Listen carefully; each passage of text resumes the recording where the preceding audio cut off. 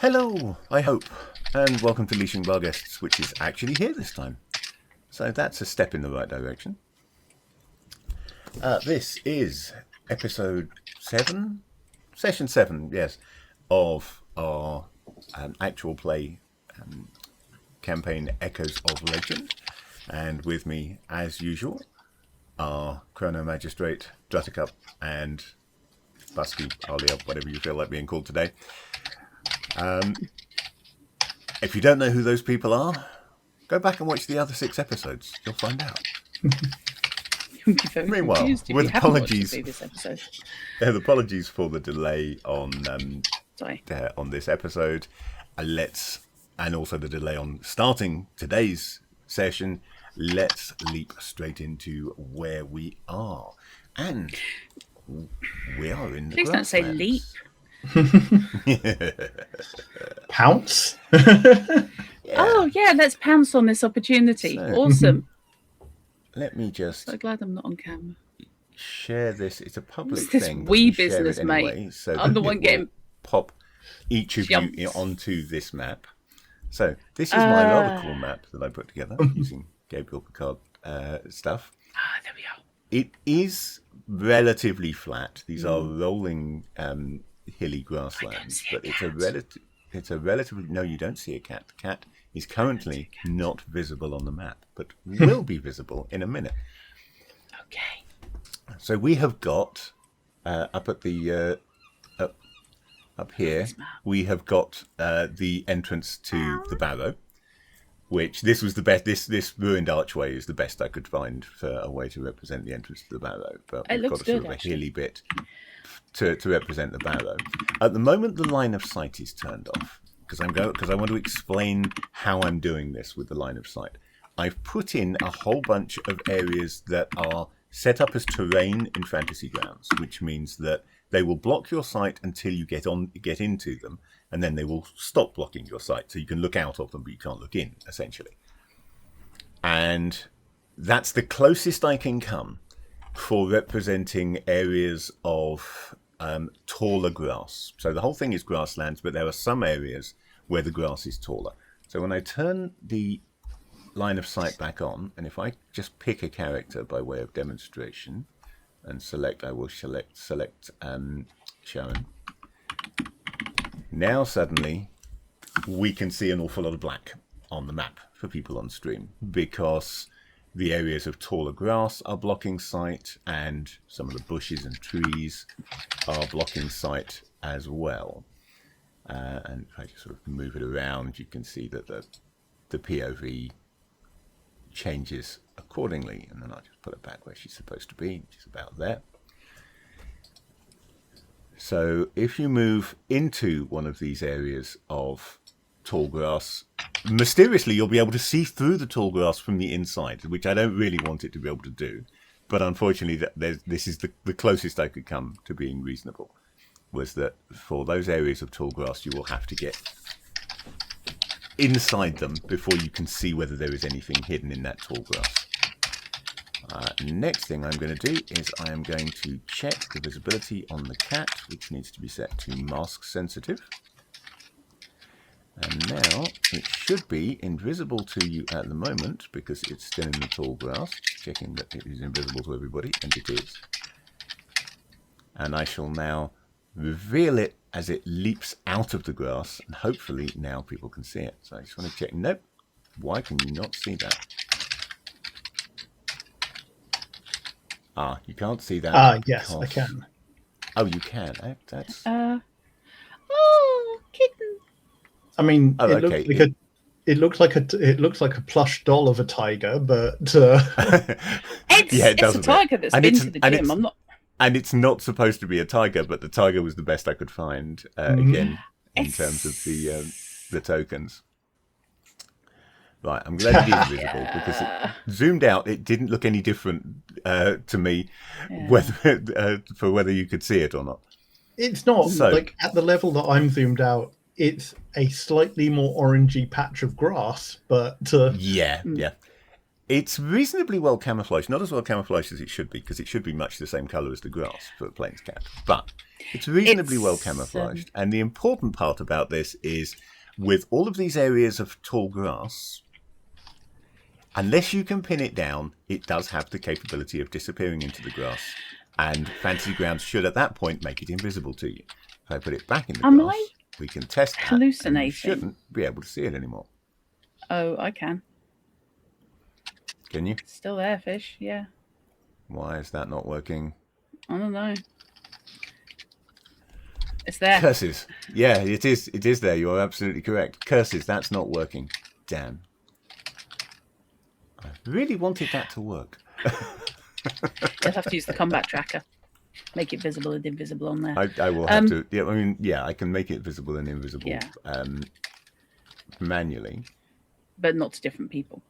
But it's just the other side of all those artichokes line of sight. On the ground. Yeah. Which they do look like artichokes, actually. Am I right, or am I hallucinating in thinking that there were actually two and we just got velociraptored?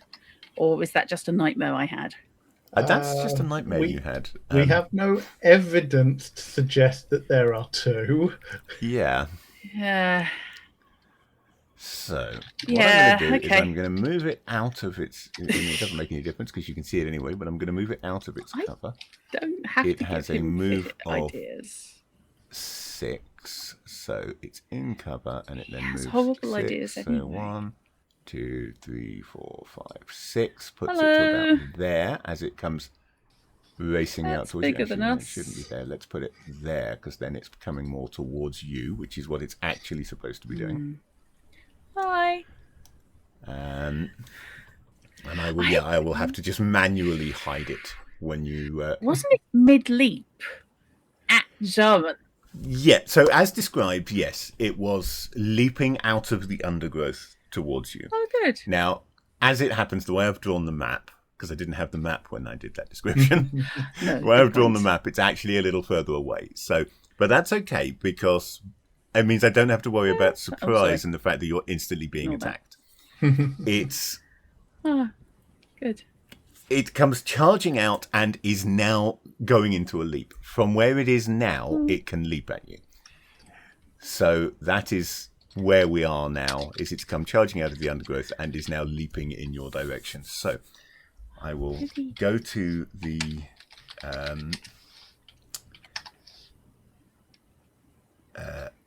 correct music or correct sound. I was going to say this music's a wee bit chill for cat ripping my face off. Yes, it is a bit, but that's okay because now we're on to combat music, which is where we should be. Oh yes, this is perfect music to get my face ripped off to. Yes, gotta have good face ripping music. Yeah. And great. Where are my skills? It's time for some initiative. Quick reminder, because we haven't done much in the way of combat in this, and it's got a very unusual initiative system. Your initiative starts at a base equal to your reflex stat, which is one of the derived attributes. So, for example, Mentor and Tutio both have a reflex of 6. I think they both have a reflex of 6. Yes, 5, right, okay. And then you make an agility roll, an agility attribute roll, which will be number of dice according to your agility skill level, so the smaller number on agility. Again, Tutio and Mentor both have a 4 on this, and that is subtracted from your reflex, and this is a system where low initiative is better. That's not right then, is it? So we're looking for anything over 5, and you're looking for 5 and above. Hang on, I have messed up somewhere down the line because I just rolled my... Oh no, I did roll my... Yeah, 4 dice sounds probably right. I haven't looked at your agility to check, but 4 dice sounds right. It is right. That's why they rolled it off the character sheet. I rolled 4 dice. I got a 1, a 2, a 2, and a 2. Okay. So what is your base reflex? Is 6. Okay, My so initiative that is puts 6. you at 6 initiative. Sharon's and reflex was 5, you said. Yep, so I made that which 3. means that's going to be 3. Yep, that's all right. Initially, my brain went, I just got to 24. How does that work? And then I think readjusted to which even game though I'm I actually can't playing. even though I can't use the full the combat tracker properly, the initiative on the combat tracker won't work because it will try and do highest value first because I haven't programmed it not to. Okay. I will nevertheless use that just to keep track of your initiatives because although I've got this handy little initiative tracker thing that I made myself years ago with a metallic board and magnets, it doesn't show the actual number. It's done by ranges. Actually, no, it's not. It's done by ranges on D&D. For Obi, it's actually right. So I can actually put that to 3 if I look in at the right place. So that's handy. What did Ezra come up with?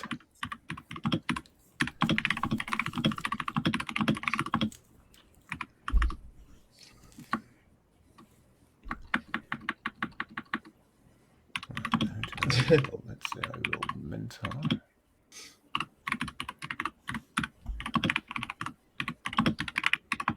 You know what? Oh, do I roll for Partick, or is he not there? No, we left him with the other group. We did, didn't we? On OBS. Let me just check.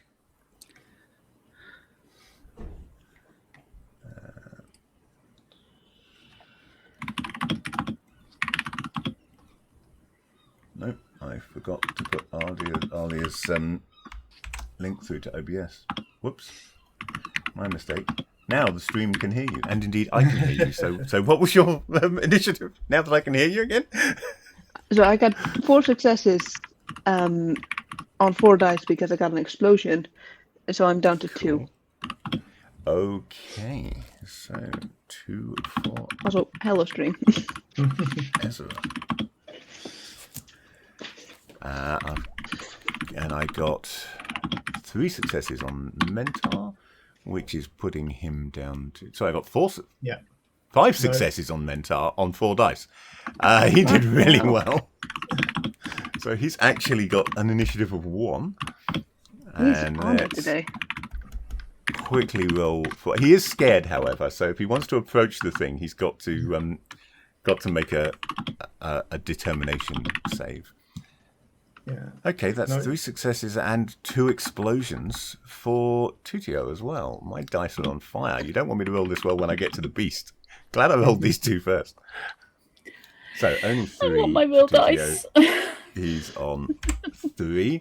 Right. Let's look at the beast. Your hunter who has like lots of perception and such has steadfastly managed to avoid getting a high the beast is initiative being here. positively slow. That's only 1 success. And it also has a reflex of 6. So the cat is actually on 5. And everyone except Corvin is going before it. So this means that declaration of actions is generally done kind of in reverse order, so that the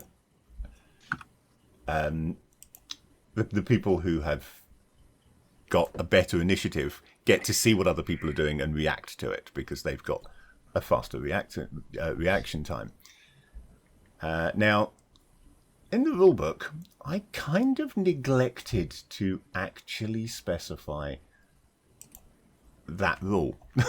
I've got a couple of variations on it that I used, and I was looking for it in the rulebook the other day and realizing that somehow it just didn't seem to have made it into the rulebook. I'm just going to check. This initiative is listed in 2 places in the rulebook. I'm just going to check that it's not in either of them. It's definitely not in the one in the combat thing. Oh, right. No, it does say I did use this. The core rule, I did use the order of lowest initiative first. There's variations on that. You can go instead in order of reflex or in order of agility instead of initiative. But core rule is lowest reflex first. So that means that the first person to declare what they want to do is Corvin. This includes declaring, for example, if you want to take a faster or slower action. So if you want to try and speed up, you can guess, what initiatives the other people have got. Mm-hmm. If you want to act before the cat, for example, you could drop 2 points from your initiative, bringing you down to 4, which is before the cat. But in return, you take a penalty to that actual action, which, as I recall, going down is just 1 per point that you drop. So that would be +2 threshold number on whatever you do for the fact that you're rushing it. Sure. And then the cat gets to declare what it's doing. So obviously it can then theoretically just say, all right, I'll drop a couple of points from my initiative and I'll go before you anyway. But that's the advantage of having the better initiative, is you get to react to what other people are doing. Mm-hmm. There are also certain actions are deemed reflex actions. Reflex actions, you can drop your currently stated action and do a reflex action instead without any penalty apart from the normal change in speed. So generally that means, you've declared what you're doing, somebody's coming in to hit you, and you want to drop your action and change it to a parry or a dodge. And because those are considered reflex actions, you just have to take the penalty for speeding up to dodge at the right, or parry at the right time, rather than take the usual penalty for changing actions. If you change actions after declaring it, there's normally an initiative and difficulty penalty. So yes, what would Corvin like to do? There's a big cat leaping at Sharon. Yeah. So roughly how far away is it? Right. So the hexes on this map are if you can see the hexes on this map, the hexes on this map are 1 meter, which means the hexes are non-invisible. It is about Especially 6 meters away from Sharon at the moment. Okay. So that's how far away from me? I wanted the hexes not to get in the way, so I made them very faint, but I might have gone overboard with it. Is there a way that I can get the distance, or is it? So the easiest way to do it is by drawing a pointer, and there is a shortcut for that. If you hold left and right mouse buttons at the same time, and while holding them, just drag towards wherever you want to measure. Okay, right. Sure. And that will create a quick pointer, which will disappear as soon as you either press those buttons again or create a different pointer. It's a temporary pointer. Sure. Okay. So 10 meters from me is perfectly within bow range. So I see it leaping at Sharon. Corwin is going to curse that he didn't notice, he didn't react quick enough, and I will drop. I'll drop 2 points. And try and go for a snapshot before it leaps. Yeah. Okay. Don't take photos of it. Oh, sorry, no snapshot, not snapshot. I'll warn you now. I mean, it's not your action yet, obviously, but I will warn you now.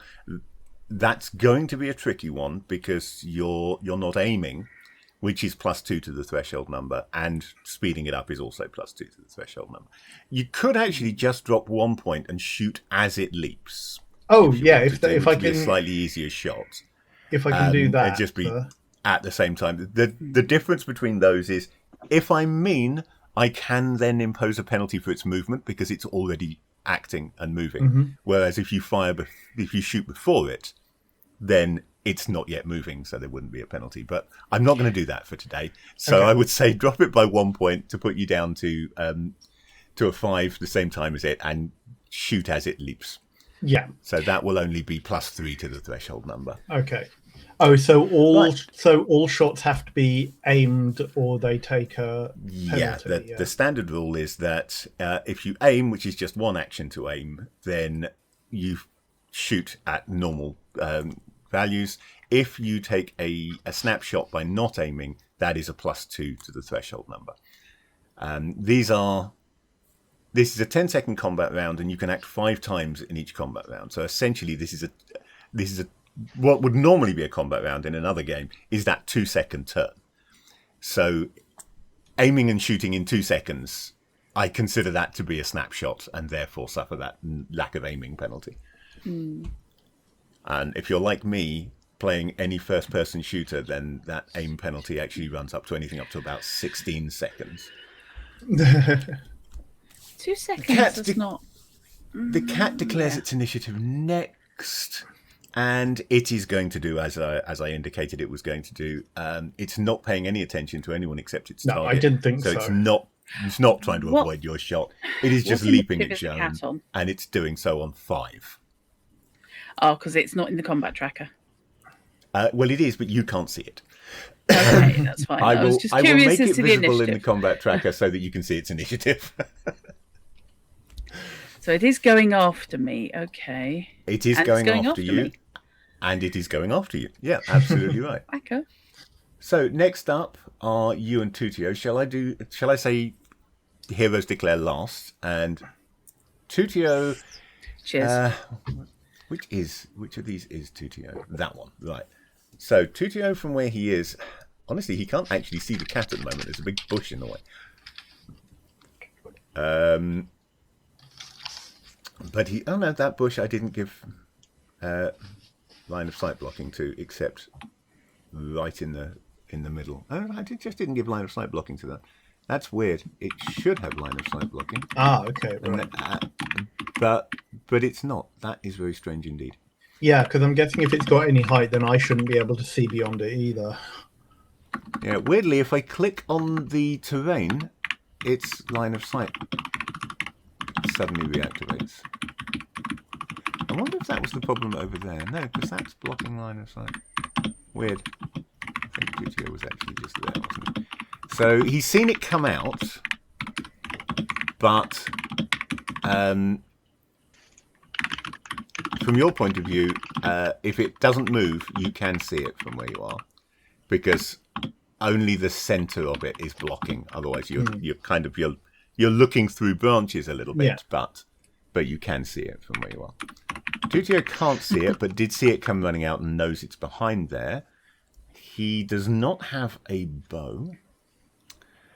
I gave him a spear, however. Yeah, both of them have what spears, he's going to do is he is going to use his action effectively to move and try and move up in support of Sharon and Ezra.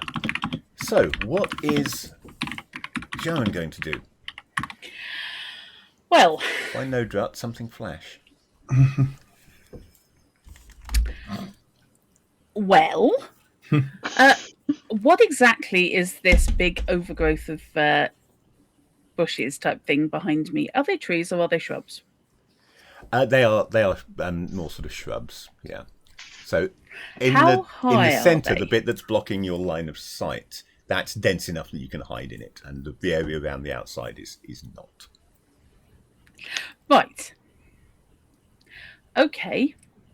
Just let me check my notes. Do I have what I think? I do have acrobatics.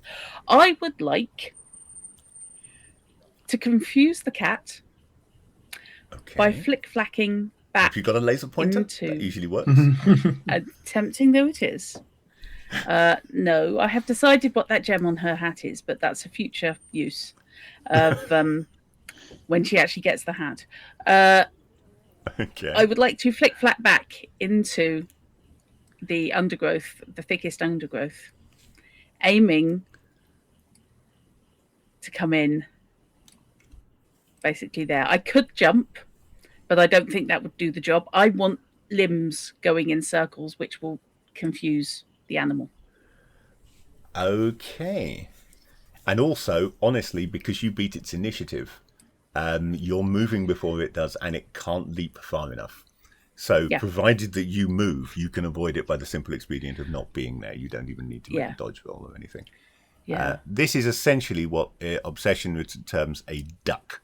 A duck is simply moving behind cover. In this case, it's not physical cover. It doesn't actually stop it attacking you, but it does move you out of its range. So it has the same kind of effect. Mentar. Oh, I didn't put Ezra's initiative down. Ezra's initiative was 2. Oh yeah, 2. So 2. I guess I got 4.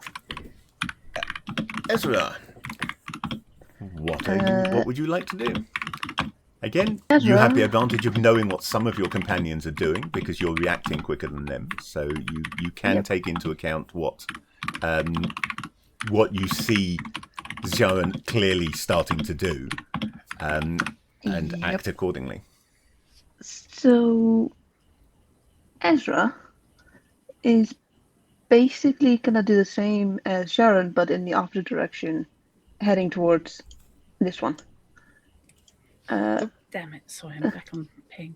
I think I was zoomed in too far to see what you said you were moving towards. Oh, So the can you spiky. bring it again? Moving Yep, towards. I was Right. on the wrong Okay. road. So you're leaping into Corvin's line of Yes. fire. That's cool. Yeah, we're good with that. I'm not going that No. far. Yeah, there is no way I'm shooting through a tree. No. Yeah, I'm I know I'm basically going to have on the to other side of compensate the for tree. the jump, but that is I'm fair basically enough. gonna go on And the then other side of the tree to where Corwin is shooting past.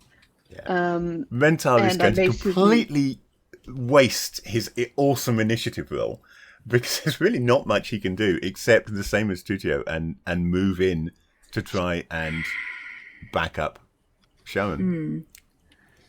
So he is going to go 1, 2, 3, 4, 5, 6. He can see you're heading towards the bush, so he's also heading towards the bush to be there to support you when it chases after you, essentially. And because he's declaring last, he's then acting first. Yeah. Ezra, Just. Yes. you have a move of 6, so you can move up to 6 meters or 6 hexes without any worries whatsoever. If you're trying to be flash and do the whole flick-flacking thing like Sharon, that will be an acrobatics check. If you're just moving, then just move. I mean, I'm literally just gonna run. You're being more sensible than me. So yeah, feel free to move your token to anywhere within 6 meters of where you are now. So I'm literally gonna move there. I was thinking Ezra might move and draw their weapon. Yeah, that is not a problem. You can do that.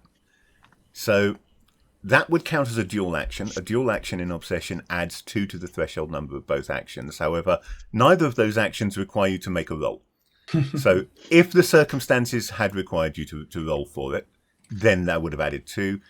Again, if I'm feeling mean, I could say that it's normally got a threshold number of 0 and ask you to make a roll at 2 to see if you fumble either the move or the draw, which would only need 3 or higher on the dice. I'm not going to do that now because we're all still learning the game. But in future, for dramatic effect, I might require that in some circumstances. That brings us to Sharon. I am going to ask you an athletics check because you're being athletic. Or acrobatics even. You're specifically looking for athletics, acrobatics. So that presumably is going to be done on agility. So it will be a combined roll on agility plus skill, yes. So you should have plenty of dice to roll. So I'll be rolling 6 d10s. I think I'm going to say, because you're doing it through this grass... I'm intending to make it harder. I want a use on this. I was going to say I am going to up it to a threshold number 5 anyway, which will give you a use on this. Okay, so I need 6s and ups. Right. Excuse me while I just pick up 6 d10s. What I will also say, though, is if you want to make it harder yet, each point of additional threshold number that you add to it, I will add to the threshold number of the cat's roll to see if you confuse it. So essentially, you can choose to be flashier with your move, use bigger movements and try and draw its attention to add the same modifier to its roll. That's a rule that normally applies in combat. So, for example, when you're attacking someone, you can choose to take +2 on your threshold number, Okay, say, on so your I need attack, sevens. to make it also harder to dodge or parry. So you're adding an extra 1 to bring it up to threshold number 6. Yeah, I need sevens Okay. and up. I don't have enough to really push it any further than that, especially not when I'm using dice that hate me. And yeah, we'll be assuming that the flashing blade on my spear is going to be the confusing factor. Okay, let's give that a go. Oh, I need lots of high balls, please. Okay, I see 2 8s. And the 10! Woohoo! Okay, 2 8s and I a get to roll 10, so again. re-roll the 10. You're at 3 at the moment. Yeah. And that is 4. Okay, so I am going to use its alertness for this. And I'm apparently because- Baltic, which is confusing me because I've got Jarvan selected. Yes, that's very odd.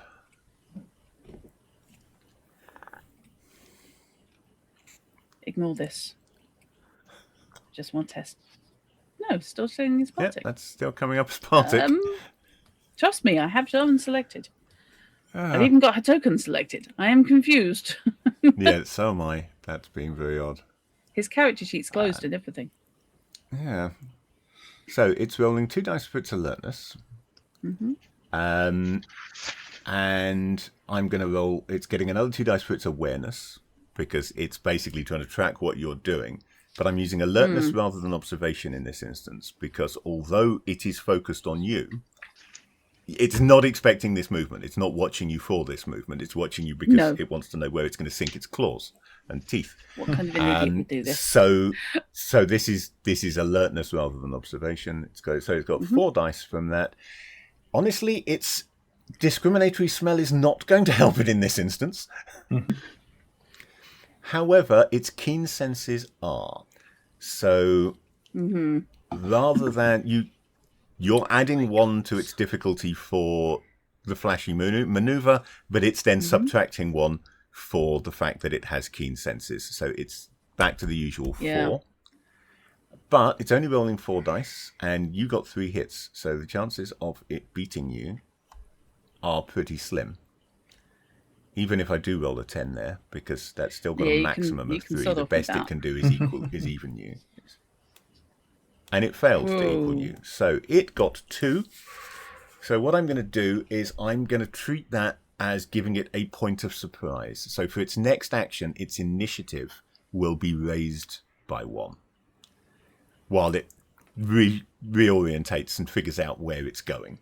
So it's going to be acting on 6 for its next action. And I will make a note. I'm not going to change its actual initiative in the combat tracker because I'm keeping what your base initiatives are in there for convenience. But I've got it adjusted elsewhere, so I know that it's on 6 next turn. Okay. Right. Okay, so that was Sharon. Tutio will now make his move. So 1, 2, 3, 4, 5, 6. Again, running up alongside Mentar. And then we hit 5. So on the heroes goes first principle, we will get to Corvin. Okay, so I'm taking -1. So I'm taking +1 for acting faster and +2 for lack of aim. So by my reckonings, I need 8s and up. Yeah. Okay, so the combat roll is what is my attribute? So it's going to be agility plus agility. Okay, appropriate skill. Agility plus appropriate skill. So that is agility plus short bow plus marksmanship because I've got target shooting. Right. Because that's that's combat ability. You said. Yeah, the marksmanship in this instance, you won't be able to use marksmanship because that is used for target shooting. But it does require you to aim. And it requires essentially Okay. Yeah. It's one of those things where you have to balance where it's going to be useful, because it's usually going to be a dual action unless you have time to dual it with the aim and then take its benefit on the next roll. If you're aiming and firing quickly, then that's going to be a dual action, which will add 2 to the threshold number, which rather defeats the point usually of the marksmanship, because it's going to end up harder than it should be. So in this instance, it will just be your So just short bow and agility. Just for my own clarity, so what I would usually be doing is I would spend 1 round aiming and then fire on the next round. Yeah. And Right, that way okay. you can get you ditch the +2 for snap shooting, and you also get the benefit of marksmanship at that point, which Sure. I'll explain when you do it, because it's not as simple as adding dice. Okay, right. So, because we did work out there was potentially something else that we added as well, but no worries. So, it'll be 4 + 4 then. So I've got 8 dice. That's pretty good. But I am looking for 8 to up.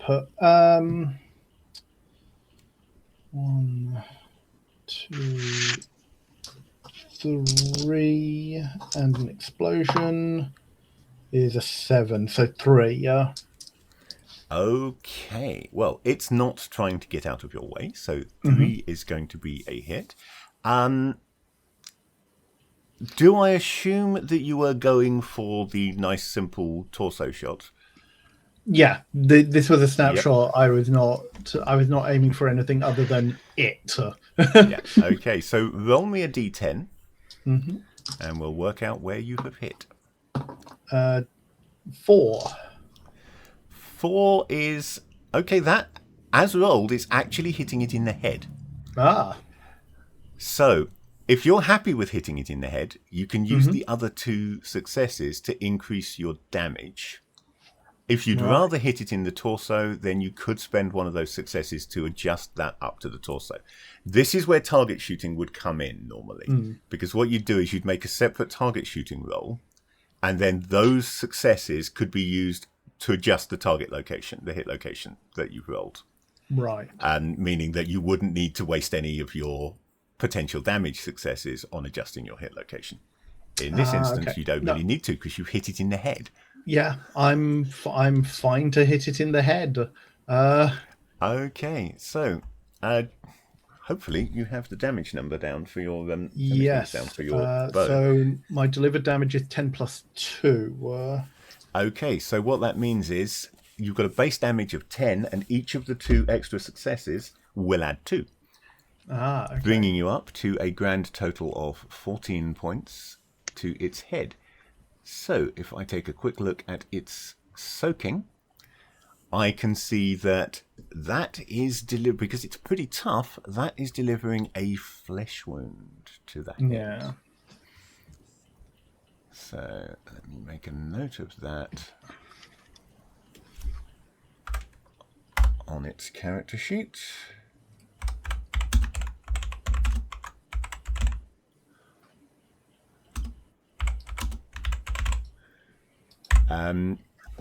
Yeah, as it's moving, it becomes sort of more obvious that it has taken damage to the right foreleg.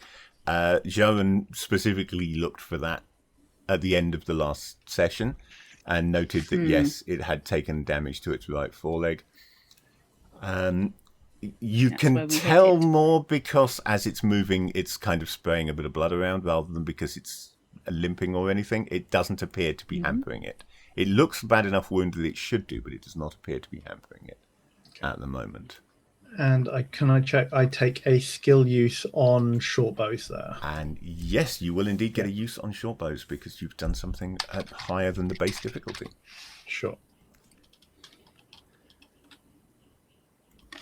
Just out of interest, although you only delivered a flesh wound, there is a mechanic for wounds potentially stacking. So if it gets hit in the head again, I will roll to see whether it hits the same place, and if so, it will increase the severity of the next wound that it takes.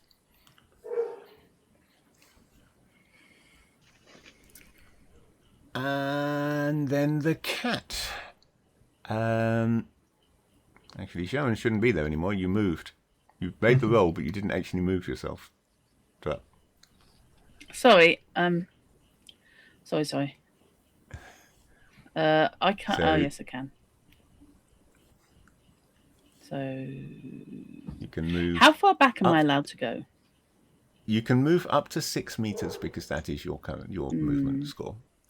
Oh, in that case. And I haven't yet figured out how much flip-flacking instead of running will slow you down. So we'll just assume you can move the whole distance for now. That's fair. Boink, boink, boink, boink. Okay, yeah, and that does indeed also move you into the area where it was confused by your movement and it can't see you anymore. So it's got that initiative penalty and it needs to work out where you are next round, which probably means whatever it does is a dual action unless it changes target. But for now, it was leaping at you, which is going to take it 1, 2, 3, 4, 5, 6. It's going to take it to about there.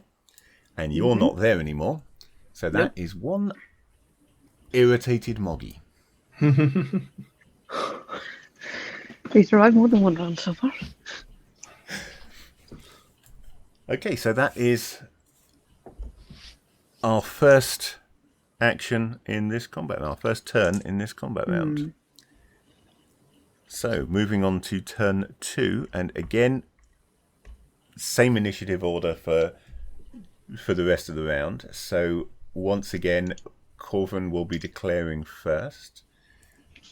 You still, from where you are, I think, can see the cat. Yes, but there's also an Ezra pretty much directly in your line of fire now. So that would make the shot slightly trickier. Yes, you're going to have to thread it between Ezra and Jutio. Yeah. I'm That's guessing. fine. I'm guessing that there isn't such thing as like a free 5 foot adjust, like a free like 1 meter adjust or something like that. That I could sidestep. There is not such a thing in the rules as written, but if you move just a small distance, I'm not going to count that as being a dual action. If you want to move a significant amount, then that would be a dual action. Like, if you just want to move 1 or 2 meters, then I'm basically just moving. I just want to move one hex to my right so that I am not. Just repositioning slightly for a better shot. That's fine. I think as a rule of thumb, I think I'm going to say that if you move less than half of your movement score, that's not going to count. Okay, that makes sense. So I'm going to declare an adjust to my right so that I am not threatening to shoot Ezra, but can put the arrow between the two. And I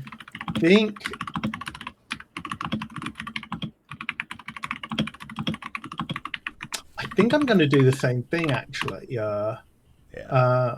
I'm going to do a snapshot. At least until it engages with something. That makes sense. It will be an adjust to my right and a snapshot is my declared action.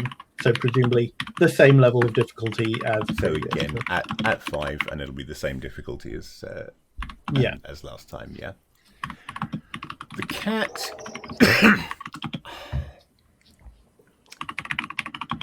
The cat is obviously aware of Tution Mentor because although it's focused on Sharon, they are running up towards it with spears.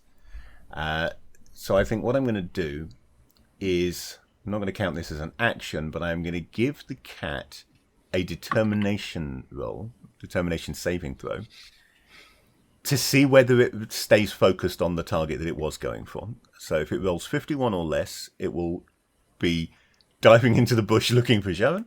And if it rolls 52 or higher, it's going to get distracted by the other two guys and be an ADHD cat. But it rolled a 21, so it is going to be going just cat. for... Yeah. Yes, I think all cats are born with ADHD. So its action is going to be to dive headlong into the bush that it saw you disappearing into. Sudden thought. No, your difficulty will not be the same as last time, Corvin, because the cat has had its initiative slowed by Jaren's confusion of it. Yeah. So it's actually acting on 6, the same as you. So you won't have that penalty. It'll just be the 2 for the snapshot. Sure, it'll just be 2. Yeah. So yeah, and on its turn, it's going to dive into the bush and attempt to find you, which it's got a pretty good chance of, because there the discriminatory smell will help. But that is going to count as a dual action. It will try and make an attack if it can get at you. But it will have a penalty on that for the fact that it's locating you at the same time as a dual action. Tutio, which one? Yes, that one's Tutio. I think Tutio, okay, so he can see that Corvin is stepping and aiming, but he knows where Corvin's line of sight is going to be, and he knows he's got time. So what he's going to do is he is going to move to basically flank the cat, to try and get behind it. Joan, what are you doing? Right. I am engaging a stealth mode, he says optimistically, and I am listening. I'm guessing I can't see the cat from where I am. Cover works both ways. You actually can, I'm going to say, from there, because you've dived into the deeper bush, but at the same time, all of those branches are right in front of your face where you can peer between them, as opposed to being at a distance where they form a more solid screen.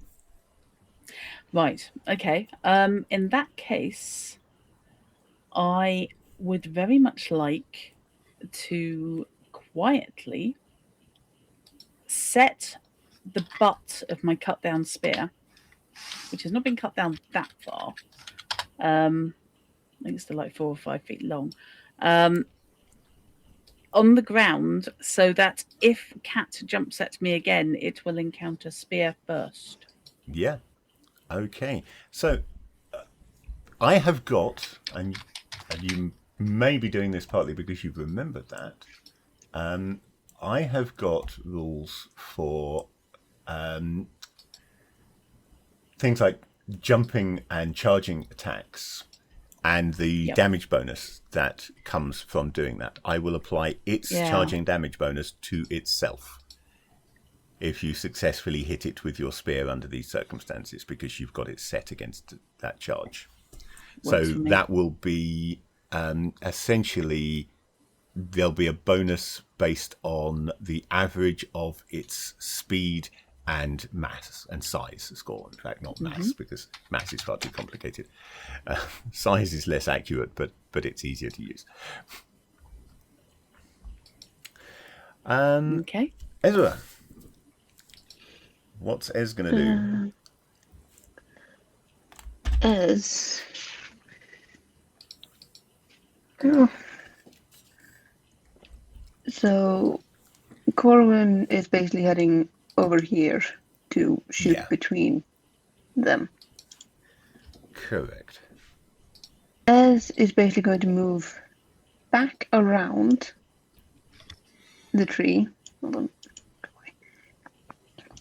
Or this area to be here.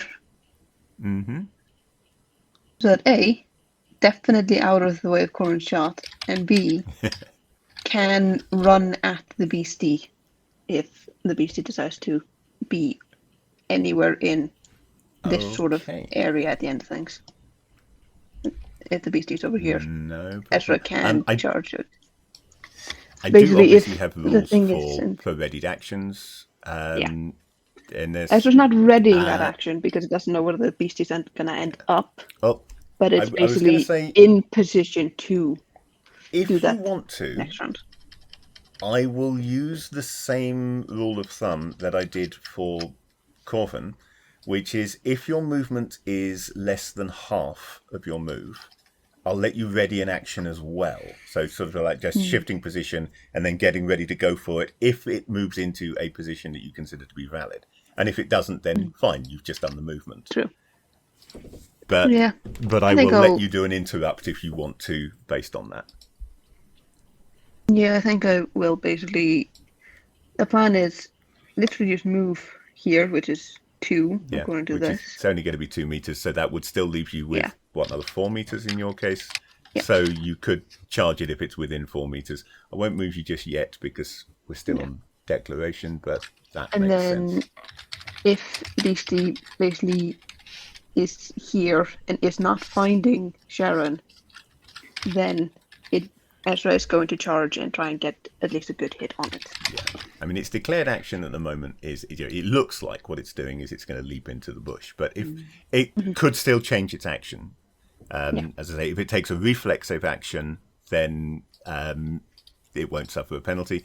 If it just changes its mind, essentially, based on what other people are doing, then it will take initiative penalties and difficulty penalties and all kinds of things. So finally, we're going to get to Mentar, and Mentar, Mentar is acting really damn fast. So I think that he is going to actually step in and try and spear this thing before it gets a chance to jump, because he's acting on 1. So straight away, he's just going to move 2 meters. So it's not going to be enough to give him the penalty for a dual action. And he is going to strike at it with his spear. Would somebody like to make his roll on my behalf, since he's on your side? And that saves me having to do all the rolling. Chrono, I mean, if not, I'll roll it if none of you want to. Yeah. But How many dice am I rolling? So he is going to be rolling. Where is his? Okay, apparently I did not give him skill with the spear, so just 4 dice. 4 dice. Okay. But he can at least roll his initiative. 4 dice. He's standard difficulty. Yep, standard difficulty. He's not doing anything to make this harder, so it's just going to be a standard so difficulty. two successes. 2 successes, lovely. Roll me a d10 for where he's hit. And that is 8. 8 is going to be the near leg. So that'll be its rear leg. He hasn't got enough successes to adjust that up to the torso. He could only swap it to the foreleg instead. So I am going to stick with the location that he has got. And his spear has a stab damage of P4 when wielded like this.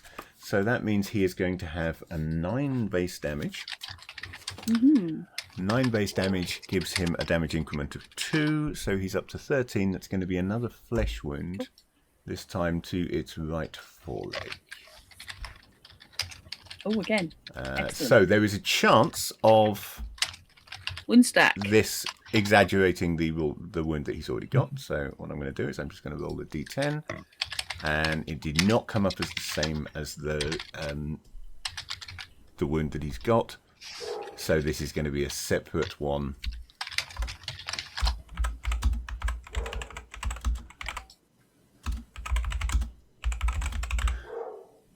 So it's just taken a flesh wound to the right foreleg. I didn't specify that was a puncture when you got shot with an arrow. I should probably do that. Okay, so that was Mentar. It wasn't particularly useful, but he did get in there and go for it. So the cat could at that point have chosen to do a reflex action and dodge out of the way, but it's focused currently on finding Joan, so it just ignored that attack coming in. Cool. As a free action that is not going to impose any further penalties, anybody who has fauna law is welcome to make me a roll at this point. Ooh, animal law. Okay. So Corwin then. Yeah. In fact, I'm going to make this a combined roll. I'm going to call it intuition and fauna law. So even people without the skill can just roll their intuition if they want. Intuition and animal law. Okay.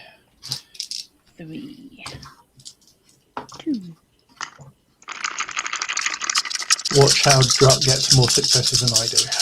Oh, I got a 10. Oh, she got an explosion already. No. Didn't go anywhere though. Just The one. 4 successes. Okay. As it should be. Yeah. I'm rolling 7 dice. I would hope so. Yeah. I would roll in Yeah. a grand total of 2 because my intuition is shite. Okay, so Sharon, something feels wrong about this cat's behaviour, but you can't pin it down. With 4 successes, Corvin knows damn well that cat should not be ignoring Mentar. Somebody has come at it with a big stick and tried to poke it. Normal behaviour, even for a big cat like this, would be to react to that attack and either try and hit him first or try and get out of the way of it. This cat has completely ignored him, though. Right. So that brings us to Ezra. So we'll move Ezra to... You were going to there, weren't you? Yeah. Okay. At the moment, the cat is just out of your charge range. But you still have that potential interrupt if it chooses to come within range. Sharon,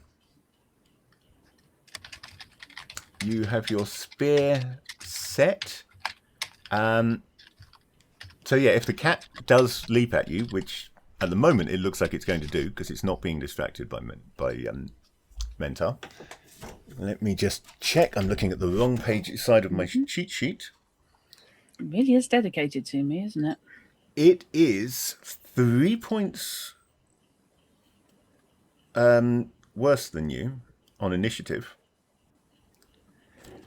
which means that your attack against it is slowed down to 6, which gives you a -2 to the threshold number. So if it leaps at you and you hit it with your spear, not only are you getting that damage bonus, but you're also getting a much easier blow because it is so much slower than you. And you've got plenty of time to ready yourself and get the spear in position. Line it up. Tutio was Would moving, so... Would pulling my large knife in addition interfere with what I'm doing with the spear? Because if it will, then I won't do it. That would make it a dual action, which would cancel the bonus. You'd just be rolling at a flat normal level then. Yeah, no worries then. I won't do it. Okay. I'd rather do a combined action when I'm actually going to do an attack. Yeah, and on that one, I might then be inclined to say normally you don't roll to draw the knife, but in this instance, you'd be rolling at a 2 threshold number. Actually, more than a 2 threshold number because you'd be pulling it with your offhand. Yeah. So there would be a chance of fumbling your knife. Right, Tutio's not actually going to make an attack, but he is moving in. Under other circumstances, he might have changed his action at this point to back up Mentar with an actual attack, but he knows Corvin's going to shoot, so he's staying out of Corvin's way. Which brings us to Corvin and the cat. Yeah. Fishy, you've got something blocking your camera slightly. Oh, hang on.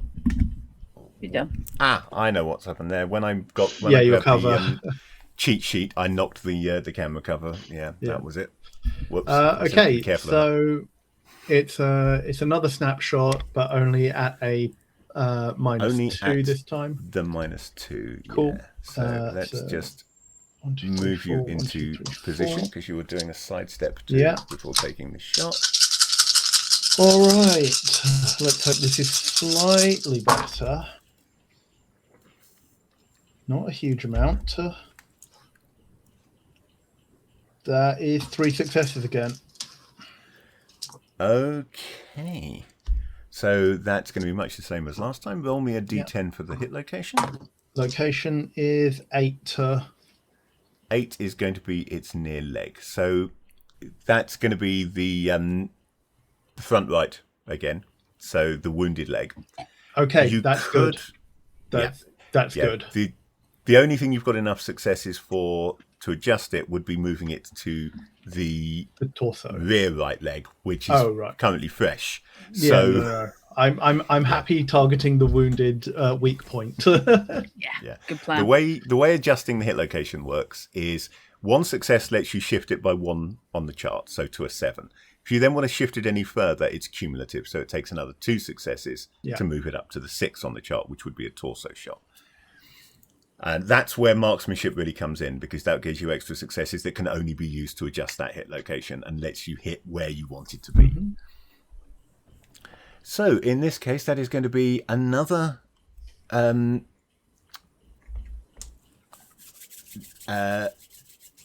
that I don't have to, I don't have to adjust this. So it's 10 plus. So it's a 10 plus 2. It's going to be 10 plus 2, so it's 14 again. So that's a flesh wound as it stands, but this is a wounded leg. There's a chance of you hitting one of the existing wounds here and making it worse.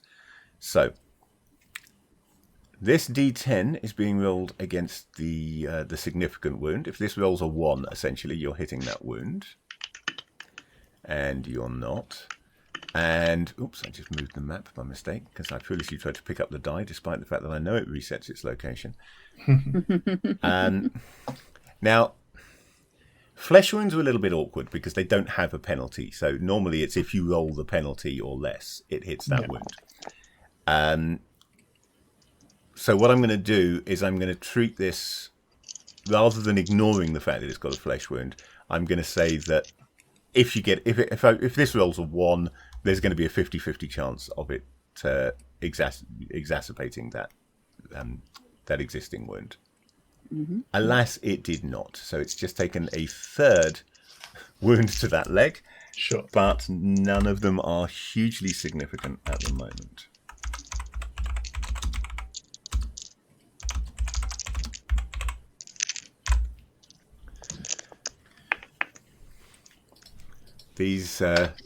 These kind of scratches, it's pretty good at just brushing off. And then it's going to leap into the bushes. So I'm going to move it just those 3 meters, well within its movement. And then it's got a dual action. So it's going to try and find you, which is going to be rolling 4 dice against a 6. Because of the dual action. Less 1 for the keen senses brings it down to 5. I think its discriminatory smell should contribute here. So I think I'm going to knock it down another 2 for the fact that it can smell you there. So it only actually needs 4 and above on these dice to locate you. Oh, good. Well, that makes me feel so much happier. Which is fine with you, because you want it to locate. Oh, bloody hell, it's managed it. Wacko. So it got 3 successes on that. So it has definitely located you. And I'm going to say that also with that roll, it's aware of what you're doing. Oh, thank you for that. It realizes that you have set a spear against it as it's coming in. So that gives it the option here to change its action if it wants to avoid being skewered by a spear. Oh, when you piss the GM off and haven't realised. I'm going to give it a determination save to see whether it does. So 51 or less, it continues its attack, and you make your attack against it. 52 or above, it tries to avoid being skewered. Okay. 48, it's still coming at you. Right, okay. So this is going to be a simultaneous action, essentially, because you are striking as it does in order to get the benefit of its movement.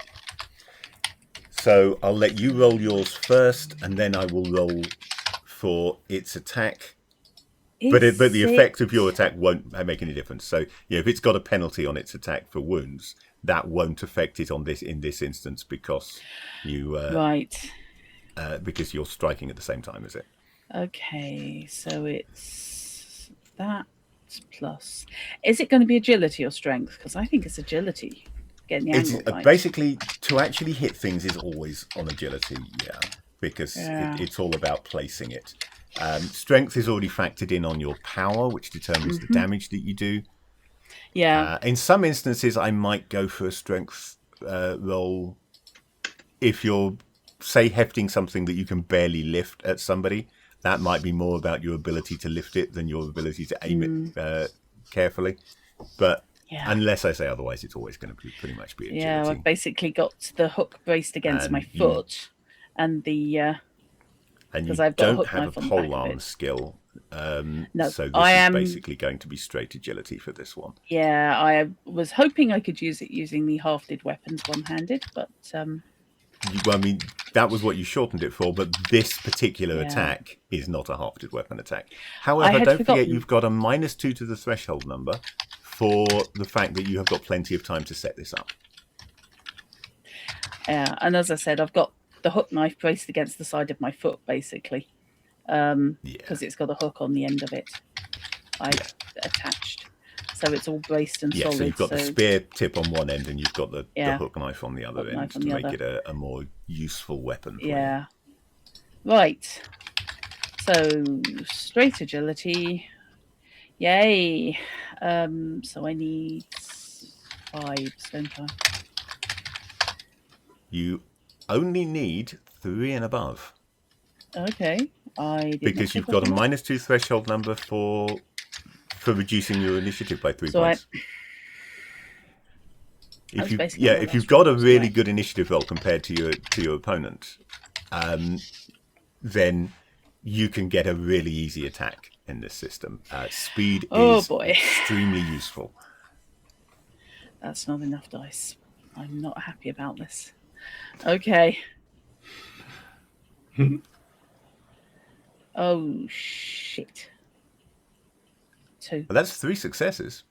No, it's 2. I thought you said I need above 3. No, you need 3 and above. Oh, did it drop out? Oh, right. Okay. No, it's all right. It dropped out for half a second. Okay, no, so it's okay. Standard threshold number is 4, and you were dropping it by 2 down to 2, so 3 and above. So, that is 3 successes. Roll me a hit location. That's a D10, isn't it? That is a D10, yeah. The way this is working, just as a look behind the GM screen, I have got 5 hit location columns on the table. 1 each for head, chest, gut, arm, and leg, depending on where you're attacking. We normally assume, for something like this, that for any stabbing attack, that it's going for the chest, center mass. For things like swinging a sword, that's likely to be going for the head. If you want to attack one of the other lines, you can do that at a threshold number penalty, +2, which is the standard modifier for anything that isn't covered by something else. And each of those columns has a list of hit location, 10 hit locations that it's hit, and you can always adjust upwards on that towards the location that you're going for. There is a chance of hitting the location that you're going for on a later roll. That's down to the way the tables were constructed in the first place, which is not something I'm going to go into now. So, where did you hit? Hit on the 8. So, that again is its foreleg. Now, you have 2 extra successes. That is not enough, alas, to shift it to the torso. Right. So, there's no point really moving it to its rear leg with this attack. You are better off leaving it where it is and applying it all to damage. Is it the same? Is it the same foreleg? That is the same leg that everyone else has hit. Excellent. And that it was already in the other that leg before we finish this fight. On the previous attacks, I've based it on their location. So near leg.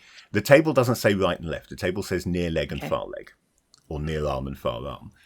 And the way I'm handling it in this instance is for the other attacks, it's from the location of the character. For you, it's the leg that it's trying to claw you with. That's going to be the closest one, the one that's attacking you. And that is its right foreleg, which is the one that is already wounded. Okay, because it doesn't want to put weight on it, I would imagine. Right. My power is 5. And So my spear's damage is that's going to be a stab P3. Your spear damage for P3. Yeah, it's a stabbing. good point. Yeah, you're using it as a spear, so at the moment it is just going to be the P3. So Yeah. so 3 plus power is coming in at what's that? So 8. 8. Okay, and you've got 2 extra successes, which will add 2 each to So bring you up to a 12. So again, that's going to be a flesh wound. Oh, I want it to stack so badly. And I'm going to roll 3 times now to see if it stacks. What I should really have here is 3 dice of different colours so I can roll them all at the same time. But ideally. I'm not really doing that at the moment. In future, I will use real dice and make sure I've got dice of different colours for this. So, first one is a 1. So straight up, you have hit the significant wound. Excellent. So you're only delivering a flesh wound, but because you're adding that to the moderate wound it's already taken, that goes up to a severe wound. Excellent. And instead of being a 1-point penalty, that is now a 2-point penalty on everything done with that leg. Cool. Now, another little look behind the GM screen here. So I can now look on my little chart at effectively the, for want of a better term, the critical chart, which tells me that a severe puncture wound, were it to the head, would require a quite significant constitution save to avoid death or unconsciousness. To the torso, it would require an almost as significant, but not quite, save for the same thing. To a leg, however, all it's really done is given it penalties on that leg. Now, obviously, if you can do enough damage to that leg, it's likely to want to run away. That's how animals work. If they take significant wounds, they do a runner.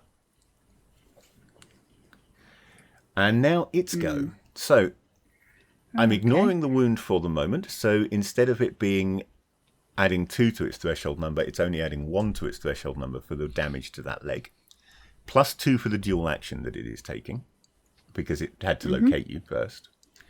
Which means that it is rolling its brawling plus agility, which is 8 dice. I have no way to get out of the way of this, so this is fun. And yet you have chosen to do this attack instead of getting out of the way.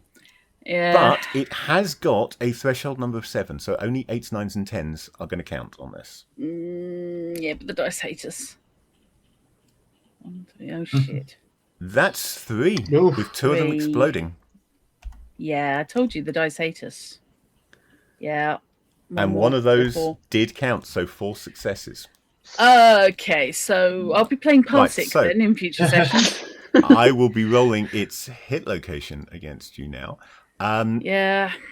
Now, I if have this my were face a up. person swinging a sword, it would have been going for your head. But this is not a person swinging a sword. This is a cat. It's going for the center mass. It's going for the torso. Yeah. So I'm rolling on the same column that I rolled for everybody else. However, it gets a 3, which is rather better. It is actually hitting your torso. Of course it is. Yeah. Okay, so it has got a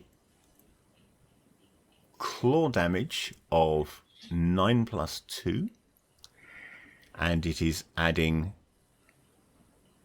for that, it is adding, it's adding all 3 of its extra successes. Yeah. So that is a 15. What is your soaking? 13. 13. That is going to be a moderate wound. Moderate. I was going to say, it's only 2 points, fish. Yes, it's a moderate wound. So Yeah. a moderate slash. This is a slash, isn't it? I'm sure this must be a slash. I invented a new damage type for claws, didn't I? You did. It's not on my little chart. I thought it was going to be a tear. So Hold on. I just need to quickly look in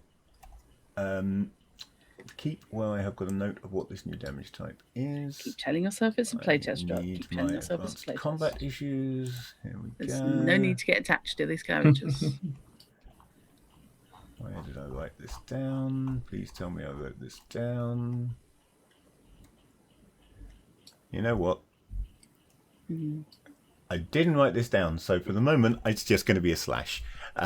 Later on, claws will become more nastier. For now, this is just going to be slashing damage. You did write it down. You wrote it down in Game and World Design. That's Yeah, why I remember I think I probably did. and I just found it. Oh, right, then. Don't I will say go that. hunting for it now. So, what's the primary wound aspect on this then? I just forwarded the message you sent us. Okay. Easier than me trying to explain it. There we go. So, yeah. Yeah, I knew it was going to be tearing. So that is going to be a tear. Right. Tearing Told is slightly nastier. Yeah, of course it is. So Doing it to me. a moderate tear to the torso requires a level 2 constitution save. Well, the chance of it hitting my first- belt. Just asking. Okay, I have got rules for mischance based on armor. Let's assume that your belt gives you a mischance of 9. So roll me a She's wearing d10. a If you sword roll a belt. 10, it's hit the belt. Yeah, right. Okay, here we go. No fucking way. Oh, bugging me Well done. backwards. Okay. It's hit the belt. So what I'll do for When this, people, because when I'm people being bitch nice, about my basically, dice and I'm maintain lovely to you. that I lie about my real dice, I'm going to that's treat like this point as... this out.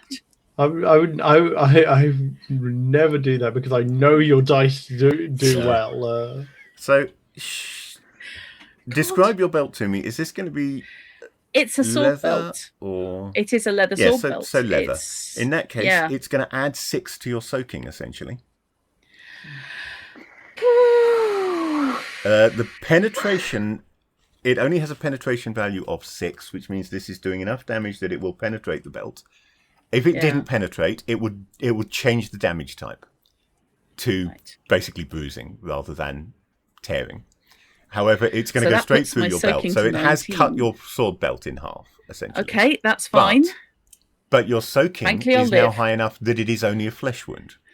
Yay. Catches that ping. So Oh well. the flesh wound is far less nasty. Had this been a moderate wound, you would have been making a level 2 attribute save, level 2 death save. Hang on, how much essentially. damage did it end up doing? I've lost track, sorry. It ended up doing a... It was doing a moderate. The belt has dropped it down to just a flesh wound, which is a 0 penalty. Because it ended up doing... Hang on, 15. You said 15 and soaking was 13, so 2 over. That was the original and I've soaking added with 6 the to 19. That, so my soaking's So 19. your soaking is now higher, which makes it a flesh wound. Okay, I to thought do no you did damage at 19 all, points you've of got to- damage. That's fine. No.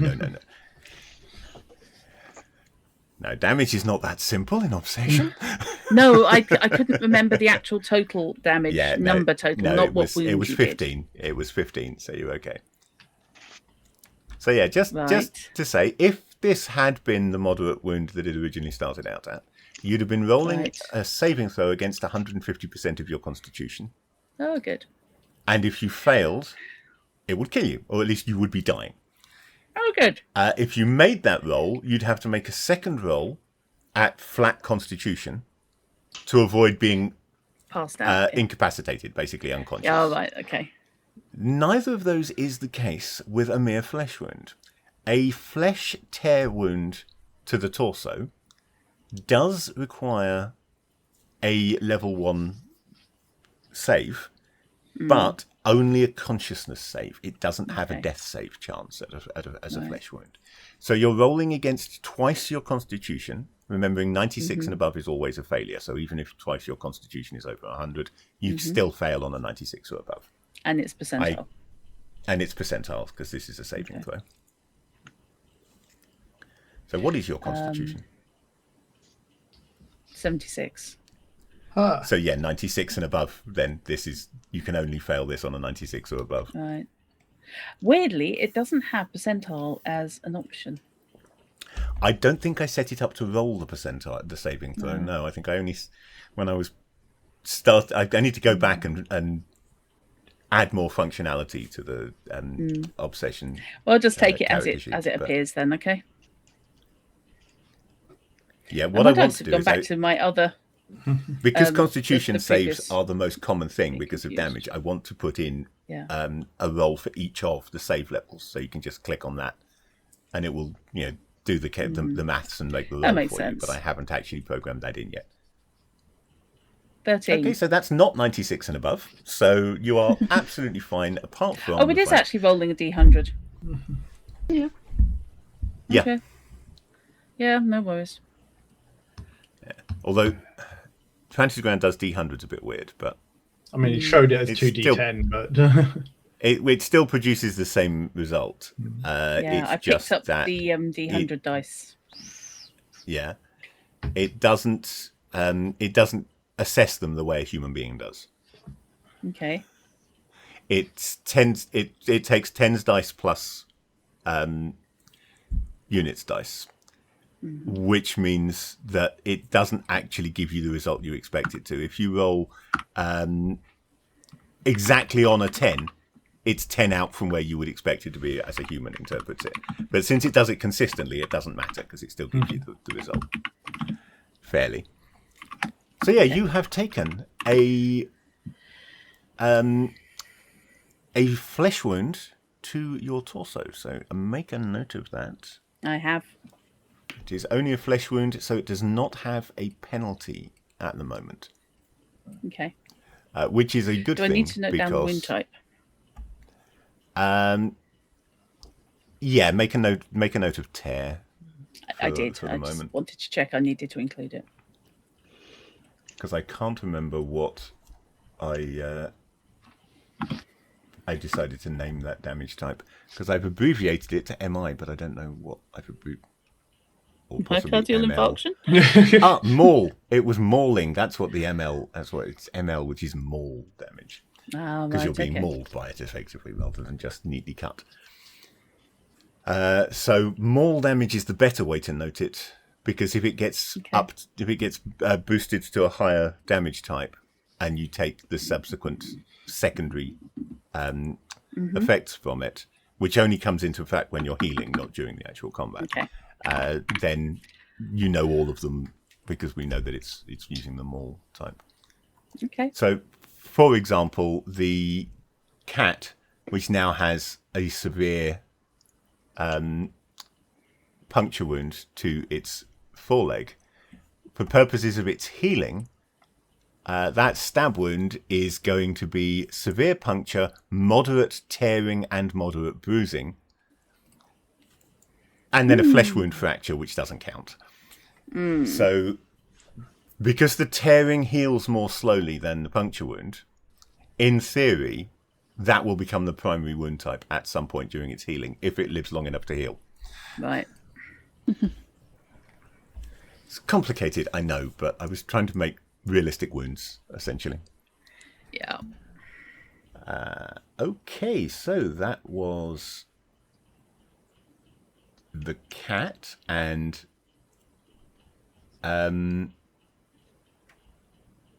Sharon. Did we take? I just honestly can't remember. Did we take your shot, Corvin's shot? I think we did. didn't yes, we did. It's got loads Yes, of that's the wounds, so it third. must have had an extra shot against it. Sorry, Yeah, sorry that about was that. the third flesh wound on the leg. I just glitched on the fact that I had actually rolled that in the right order. Good. Okay, so that was the second turn for this combat round. So the third turn for this combat round. And once again, we are back to Corvin declaring first. It's now ducked into a bush, so you can't really see it. No. Do I get... hear a grunt of pain, if nothing else. That's probably going to help. So, This is true. I mean, Bastard. I paid for I that am belt. I am a hunter.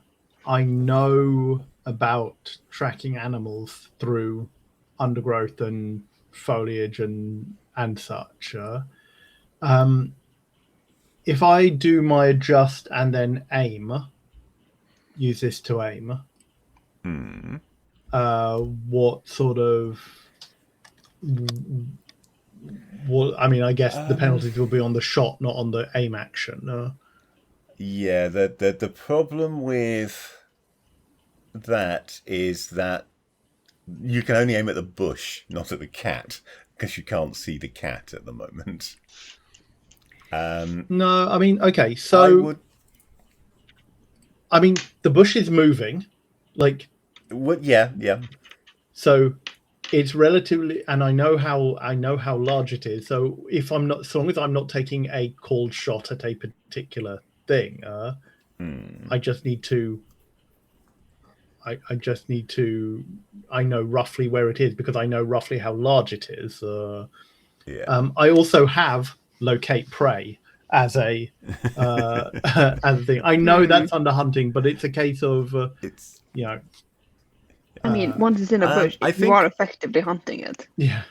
I think the Just- best I can offer you here really is a dual action on aiming and a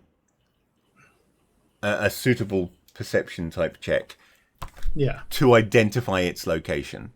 Yeah. Now, obviously, the dual action penalty won't affect the aim because you don't roll for an aim, but it will affect the difficulty of the perception check to see whether Sure, you can. that's fine. I'll take that. So yeah, this is going to be. So I could I give you think this would intuition notice probably or intuition. come under notice. Yep, Yeah. sure. Because Intuition awareness or- is more sort of broad awareness of what's going on around you. Notice is to Yeah. notice a detail, and you're looking for the detail in the bush that shows you that that's where the cat Sure. is. So yeah, intuition notice against intuition a threshold notice. number Sure. of. 1, 2, 3. I am going to call this a threshold number of 6. I'm not going to adjust the threshold number, but I am, for the bush being relatively bushy, I am going to up the success target. So you will need 2 successes on this. Okay. If you only get 1 success, you will be able to aim, but you won't be entirely sure whether you're aiming at Jaren or the cat. And if you take the shot under those circumstances, I'll randomize which one it's hitting. Thanks for that. Okay. Why not Well- just say Linda's annoyed me with the tech issues today? Therefore, All right. So I'm taking. So it's a -2. It's a -2 for the dual action, which is making it 7. Yeah, which puts it up to threshold number 6, so you need 7 and above. And you want to get at least 2 of them, for Drat's sake.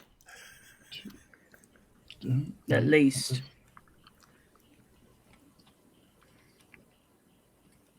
Well, I have got 5. That's more than enough. Yeah. That is more like it from a 7 die roll. Yeah. Okay, so I would love to give you, if you can suggest something, anybody, please do. I would love to give you a bonus for the fact that you got so far over what you needed, but I can't think of one off the top of my head. Could we say that if, I mean, could we call it as an extra 1 to, because presumably when I take the shot on my next action, I will be able to roll target shooting. Yes. Cool. Yeah. Could we well, say that this gives us a plus? Could we say get a +1 to my target shooting? You know what? Yeah, Yeah, I mean- I will accept that. That's not a bad I mean, one for at flavor, all. with that kind So- of roll, I feel like Corwin might have spotted the cat within the foliage. Like, Yeah. not seeing the full thing, but like Maybe seeing see the through the tail. branches, a tail, seeing a bit of the torso, the arm moving towards Sharon. So I've got a few advanced notes for combat, and one of the things that I've got is I've got 2 standard mods, which they're normally going to be applied when building techniques, but theoretically can be applied outside of that.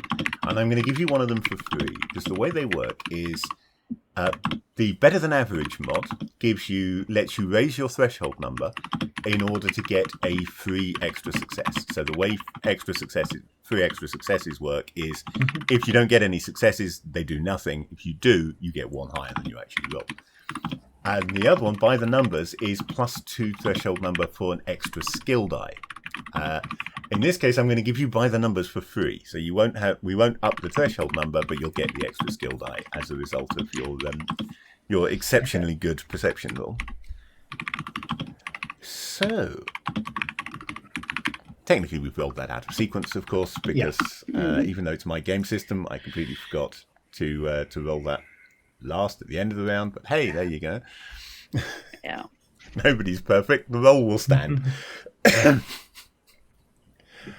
So the cat's just going to keep clawing at you, Joe. I mean, it's located its prey. It's located its target. Yeah. Yeah. It doesn't at the moment see any significant reason why it should do anything else. At least my sword belt is on the floor next to me, so Yeah. Tutio is realizing that his move to try and flank the cat didn't work. It should have done, because the cat should have shifted its attention to Mentor when he ran in and attacked it, which would have left Tutio in a position to attack it from behind. But that didn't work, so instead what he's going to do is he's going to take a dual action, because he's feeling a bit shamefaced at the moment. And he is going to run into the bush and try and spear the cat on his initiative. I'll be right back. Jean, there's a cat there. It's killed your belt, the bastard. What are you going to do about it? Shot my hair, son of a bitch. Right.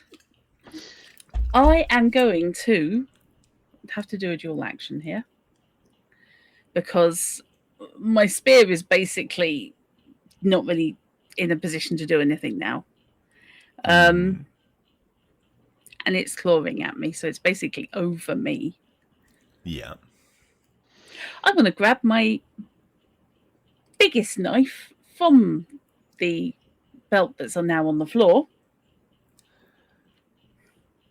And try and embed it in a cat. And I want to do something that's really not going to work. So if you will bear with me one moment. And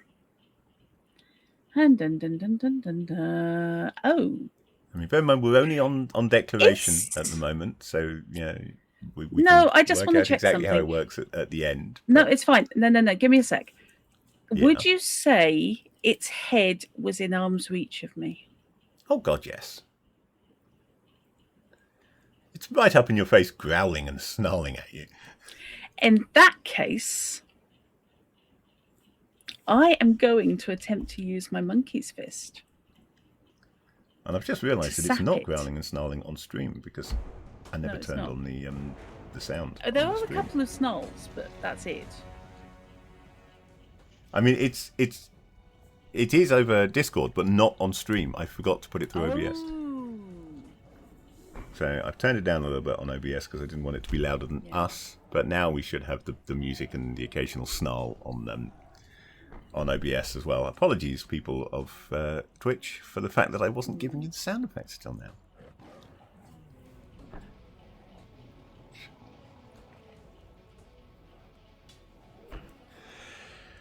Okay, so you're presumably, your implication there is that you're going to try and stab it in the head.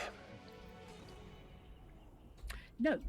As I said, I did just ask. I want to use my monkey's fist, which is the sap. Yeah. You're going to have to work out damage for it, though, because I haven't got it down. Yeah, I'm just going to call it a P2. Crush damage, essentially. Okay, because it's explicitly designed to stun, and I'm just basically. And I've been wandering around with it tied around my wrist for the last 2 days. Because the whole point is it's supposed to be accessible. Yeah. So I'm hopefully not going to have to do a dual action to draw it or anything because it's there. And just, although flicking it into my hand might be an ish, so it probably will. Yeah. What I'm going to say is I'm going to say that yes, it would still be a dual action. Okay. But if you have something like, say, sleight of hand, which I know you do, Okay. I would allow a free sleight of hand roll to negate the dual action on that. Sleight of hand is a different skill to pickpockets, so you'd be using half your pickpockets skill. Yeah, I don't have sleight of hand. Yeah, so what's your pickpockets at? 1.1. Okay, so that would generally round down to 0, but you'd still get to roll agility to try and yeah, there's a 50-50 chance of it being allowed. If you want to roll either a d10 or a d100, 1 to 5 or 1 to 50, depending on which die you roll. Oh, so close. But yeah, you still get to do this on agility, because you've got it specifically in a position designed to be easy to get into your hand. Yeah.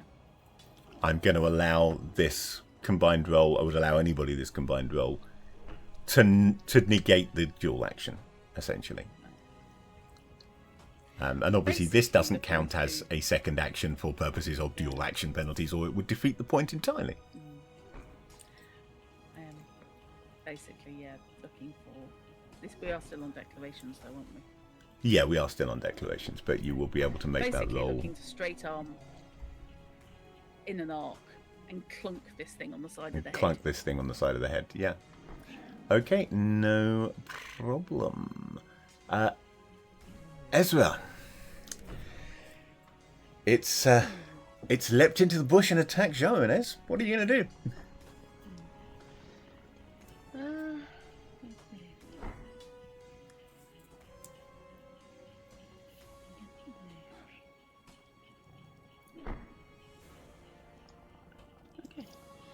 Ez is basically going to move over there.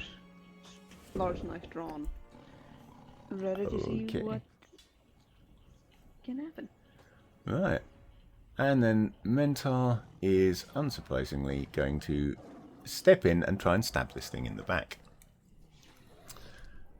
And Mentor is going first because he has this awesome initiative at the moment. And he has got some situational modifiers here. So, he has got a partially obscured target, which is adding 2 to his threshold number. However, it looks like you grabbed the wrong volume slider.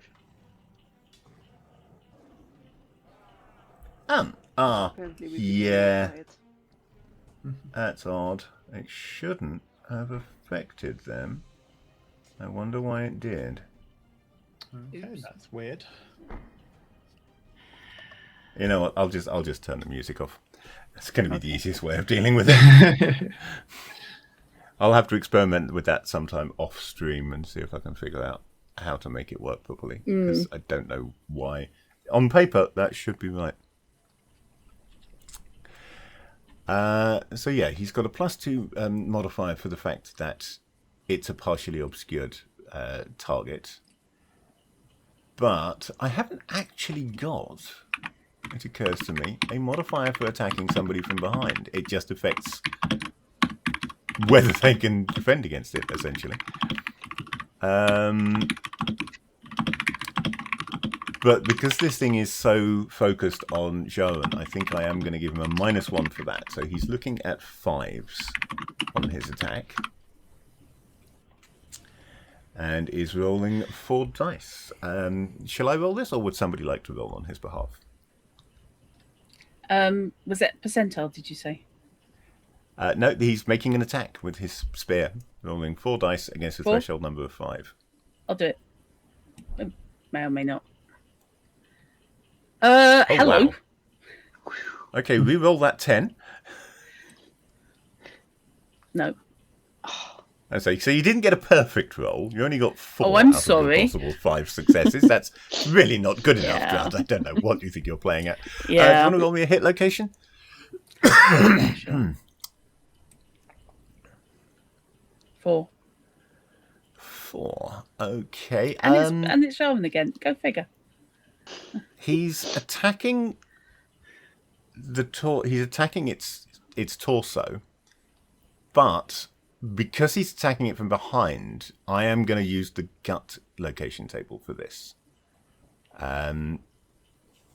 which doesn't make a big difference.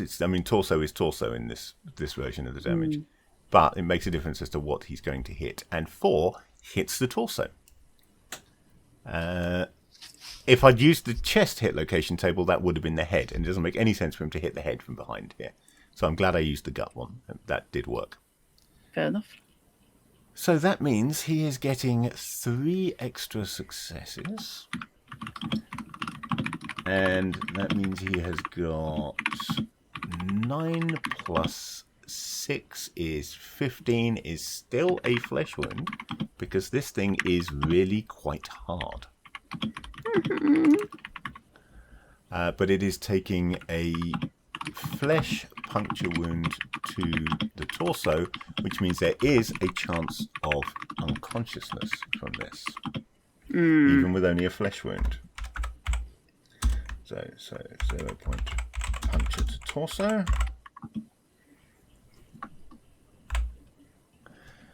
And this is where things get interesting, because it's only a save level 1, which means it's rolling against double its constitution, so probably 96 and above necessary to fail. Yeah, 96 and above necessary to fail, and it rolled a 61, so it does not fail.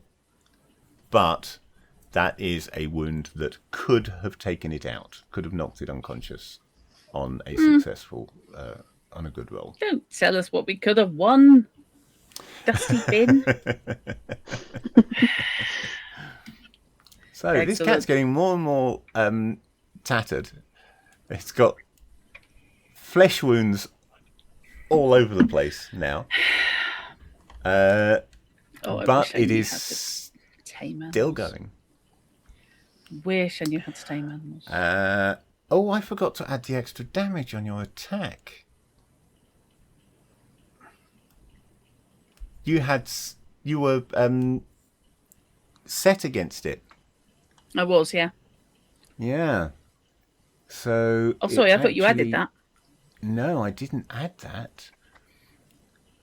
So that should have been an extra 9 on your attack, which means that rather than that was the one to the right foreleg. So rather than that going up to a, rather than the flesh wound adding to a moderate to make it a severe, that was going to be a moderate adding to a moderate, which requires me to double check the rules, because I think that still goes to severe, because it would be increasing the higher one, and since they're both the same, neither of them is higher.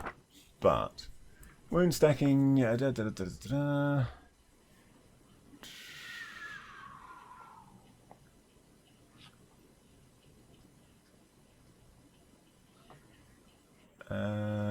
and I was using the wrong version of wound stacking anyway, so actually it should have been easier.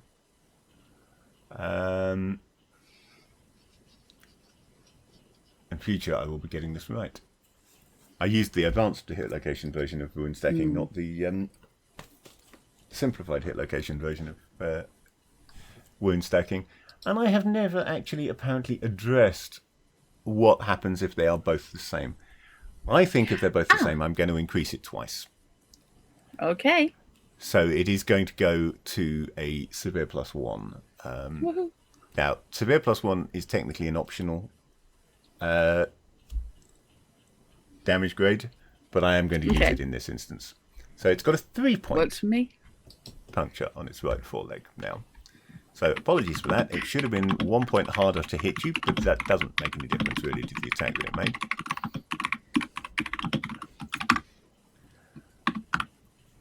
Okay, so where were we before I made that realization?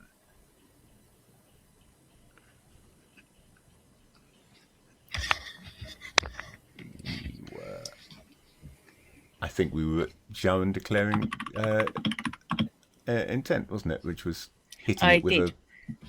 I'm Oh, attempting that's right, to yeah. knock out Mentor has just cat. done his thing, which means now we're on to Ezra doing their thing. Yes. Which is a very simple. I'm going over here because I have nothing else I can really do. Going over there. Yep, there we go. Next up from that is going to be Tutio. It's going to sort of step past you into the bush and also have a go. And again, this is going to be 4 dice. I'll roll this time because sometimes I like to roll for my NPCs. Yeah, you're just annoyed. And I'm going to give him the same threshold number 5 as Mentor, which means he has just completely fluffed it. Wow. Fortunately, the fumble rule is optional, and I'm not using it at the moment. Fish dice. Very much fish dice. Very fish dice. Good God, fish. What Okay, the so that hell? was Tutio. Now we're on Sharon, who is going to try and hit a cat in the head. Yep. Right. Do you have the brawling skill by any chance? I believe I do actually. Because I think something like a monkey's fist sap is a reasonable weapon to use with brawling. Unarmed combat kicking. No, I don't have brawling. I do have unarmed combat. What's your kicking at? 2. So you will get 1 die of brawling from that. Yeah. Then. I thought I had brawling. I swear to God I took brawling. I feel that Sharon doesn't do anything so uncouth as Brawl. Yeah, I feel like you specialize in the kicking instead because it's not more like ruin. It was the Sabat thing. Yeah, whereas you have Ezra, who is a scrappy, was a scrappy teen and is now a scrappy young adult. Well, if I live this round, I know what I'm doing next round since I'm under the bloody cat. Right. So, brawling plus 1. Agility plus 1 for the 1 brawling. I want to know why it's gone back to the black dice. I was using the nice blue ones. Head is just automatically swapped. Head is a reasonable default attack for something like this. Yeah. So if you want to hit it in the head, that's fine. That is the default line. It's not going to be any harder for doing so. Yeah, I mean, I figure, as I said, my arm is basically coming up in line with my shoulder, so I'm doing it in an arc, and that's where the head would be, probably. So yeah, I'd see no reason not to. You didn't declare it, but I will allow you, if you want, to raise your initiative from 3 to 4 for this attack, which would give you a -1 on the threshold number, because you are faster than it, so you can afford to take that extra. I can afford to take that. To aim if you want. Yeah, I will do that then. So I need 4s and up, yeah? So you need 4s and up, yeah. Okay.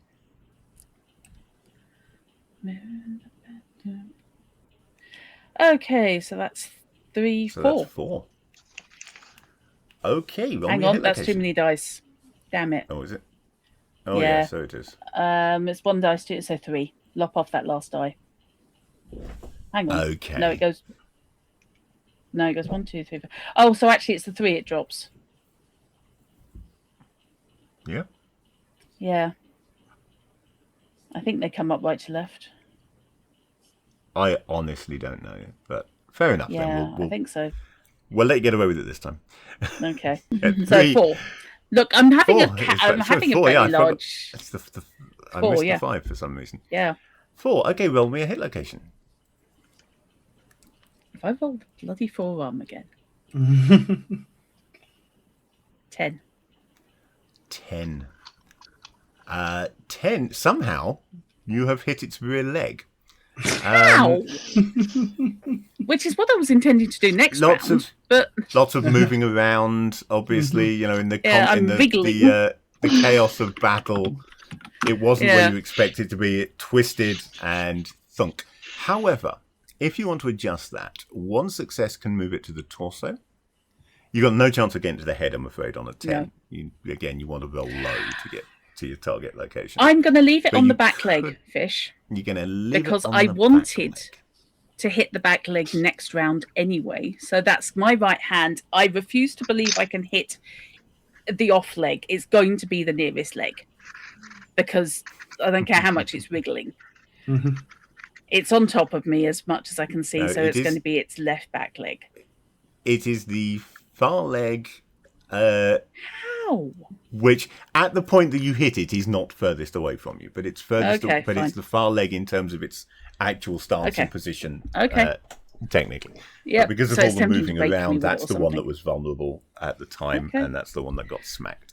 So that's 5 you've points for power +2. And I've got an Okay. additional 3 successes. Yeah. Okay. So 5 points puts you in the damage increment 1 range. Right. So that's going to be +3 for the additional successes. So 8 points. So 8 points, which is 8 points surprise, crushing. surprise, a flesh wound. Yeah. I think that's a flesh wound. Let me just double check. It's soaking. very That's much not like- a flesh wound. Okay. That's actually a nothing at all. Yeah, I had a feeling. Yeah, it needs to Damn be it. 9 or higher for it to take even a flesh Yeah. wound, because it has a huge soaking. I should have adjusted to a different location, but never mind. Stuff happens. Indeed. Well, and he still would have done no damage at a different location. Yeah, I know. I know. So, okay, so yeah, that is a Just thunk that distracted. doesn't actually do anything; just bounces off it. And that brings us to the cat. The cat, at this point, is actually going to change its action. It's now surrounded by people. But it's not... It didn't change its action to defend, which would have been difficult because it would have had the penalties for changing the action. So it's actually going to be moving on 7, because it's changed its action. And what it's going to do is exactly that. It is going to be moving. So, I just realised something I should have done, but never mind. and it is going to move, leap out of the... It's going to move, thank you. Leap that's out of the strange. bush. And it is going to dash into this tall grass to the south of you. And since the tall grass is not making it invisible to you, I'm going to manually make it invisible at this point. Yeah. So yeah, it leaps away and vanishes into the tall grass over there.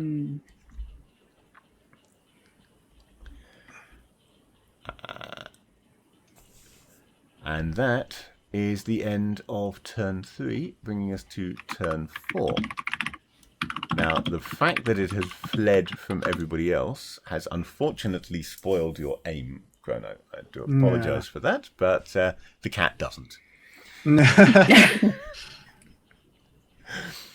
So, what would you like to do?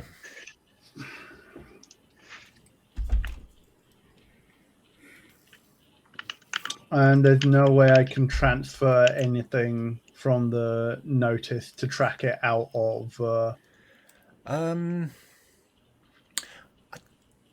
Tell you what, you can make me an awareness, alertness and awareness check.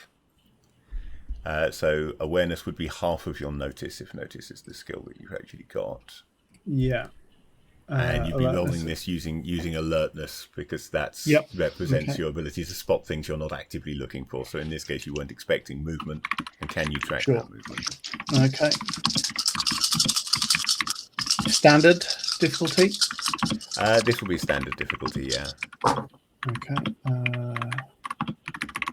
1, 2, 3, 4. Okay, that's pretty Wait, good. hang on. 1, 2, 3. No, 5. Sorry, that's a 6. Which is even better. So yeah, you track its movement. You can't see it, but you know where it is. Sure. So you can still take a shot at it. It will still count as an aimed shot, but it will take the +2 threshold number penalty for a partially obscured target. Okay. Because while you know where it is, you can't actually see it. Sure. Okay, so eliminate that, but I've still got a +2. So instead of this being 9s, it's instead of this being 8s, it's 6s. Right? Yeah. So I need 7 and higher. Well, that will be this. We're on statement of intent at the moment. Yeah. So Sorry. Yeah. if you intend to shoot at it, that will be. Yeah. Be I it, intend. yeah. Yeah. I intend to shoot at it. Yeah. Are you going to lower your initiative so that you can shoot before it has a chance to move? Now that does make the shot harder, but there's no guarantee it'll still be there when you shoot if you don't. Yes, I will. Okay. So again, you only need to drop it by 1 point because even if you shoot as it moves, it's still in that position. Sure. So that's going to be an extra 1 when we get around to it, and you'll be shooting So I'm at a on +3. 5. Right, so that was your statement of intent. The cat statement of intent is its own business because none of you can see it, so you don't know what it's intending to do. Trutio's statement of intent is to run that way after the cat, but he is not going into even if he has enough movement, which I don't think he does. He is not going into the long grass. He's running down that way and looking for it. What is Sharon going to be doing? Picking herself up and drawing her knives. Yeah, that actually makes total sense. Yeah. Since none of these things require rolling dice, I'll let you do that and move as a dual action if you want to. Thank you. It's not a stressful enough situation that I'll make you roll for it. It is just a thing you can do in one round. Yeah, stand up, pick up my knives, and sling my spear. Okay. Ezra, what would you like to do? Ezra is basically gonna move with Tushio and sort of be at the edge of the grass. Yeah. Seeing if Everybody's they can chasing spot the the cat, kitty. basically. Yeah. Okay, and yeah, guess what? Mental's doing exactly the same thing. So let's move Mental first. Basically, you're now almost in like standard trappers movement to flush it out. Yeah. That's pretty much the plan. Actually, since he's got an extra point, I'm going to move him down to there, but he is staying outside of the grass. Ezra, if you'd like to make your movement at this point. If that is, you can also let me keep my map where I want to keep it. Thank you. Yeah, that's what will be Notice just you've as already bold. plotted Sherman's move, Dutch, which is cool because I can Sorry. just approve it when we get to your. That's That's fine. what I I can just figured. approve it when we get to your initiative. That's what I So was just thinking. let me know if you want to change. If you change your mind about where you're moving to, because obviously I can cancel that and let you redo it. I'm happy with that at the moment. That puts me out just next to the long grass. Yeah, cool. And you are next, so let's move you down to Thanks. there. I'm fully Tito, armed. 1, 2, 3, 4, 5. So I'll put him to there, so you're kind of spread out a bit along the grass looking for where it is. And then I'm going to have the spear in one hand and knife in the other. I forgot, because of course the knife I've got as my second knife is actually currently attached to the spear. Yeah, So- one of your knives is attached to the spear. Yeah, so I've got the knife in one hand and I've got the spear in the other. Right, so on 5, Corvin surprises the heck out of everybody by shooting at the thing no one knows no one else knows the location of. So yeah, you are going to have a total of +3 to the threshold number by my reckoning. Sure. 2 for the partial obscurement, 1 for the initiative adjustment. But you have been aiming, so that's not an issue. Unfortunately, I'm not going to let you use marksmanship because if you can't see it, you can't aim for a particular body part. Sure. So I don't get that pool or that bonus.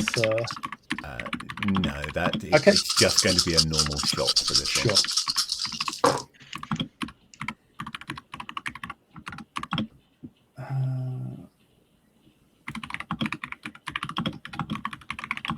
Well, that's awful. That is 1 success. So it's just a hit. Yeah, just a hit. Roll a hit location for me. Yeah. That was awful. Oh, 1. 1. Okay, so that is the torso. What your damage comes in at 9 without any modifiers? 10. Okay, so that's high enough to do a flesh wound, and it has taken torso damage. So there is a chance of it. If Fantasy Grounds actually lets me get at its damage. Yeah, it's taken 1 wound to the torso, so using the correct rule this time, equal to or less than the number of wounds that it's already taken to that location.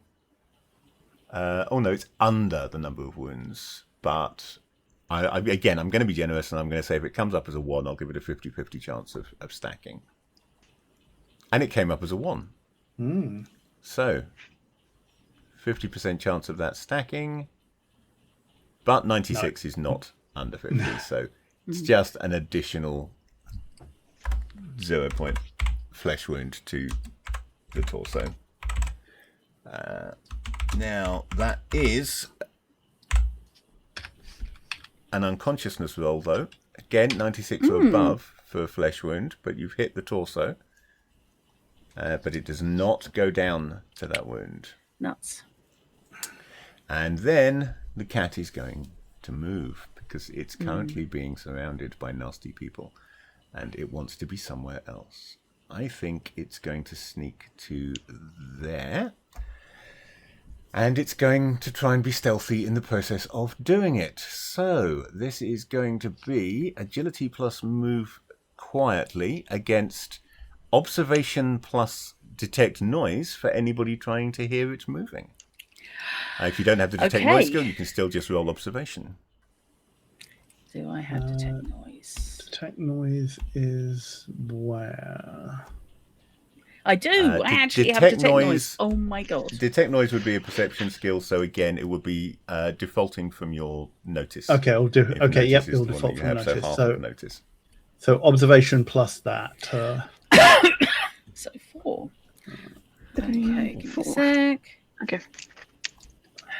God. Observation really 3, so stealthy. 5. I get 2. 1, 2, 3, 4, 5.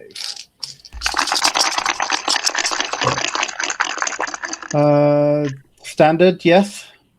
Yeah, standard difficulty. 4 successes. Okay. Oh, 1. And unfortunately, it did stonkingly well and got 5 successes. So nobody hears it. Damn it. In I got silence. 5 successes. Oh. 5 As well. successes.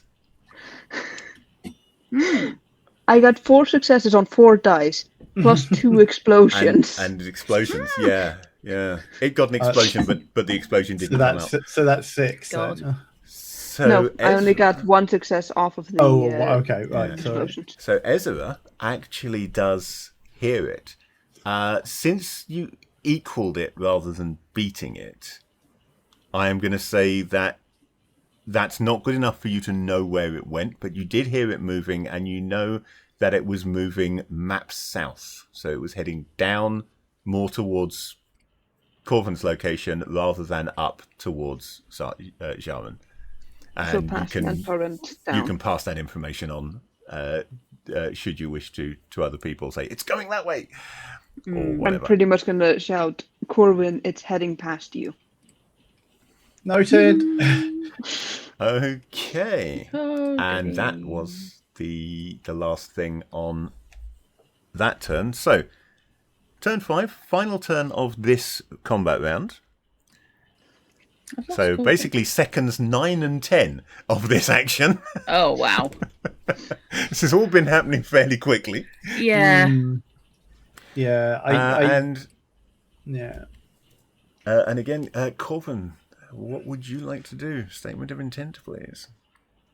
Yeah, fights Obviously, chaotic. you can make a roll to try and identify where it is, but that is going to count as a dual action with any shot that you make, and that would also be a snapshot. So the chance of hitting it pretty low. Yeah, no. I am going to. No, I'm going to attempt to.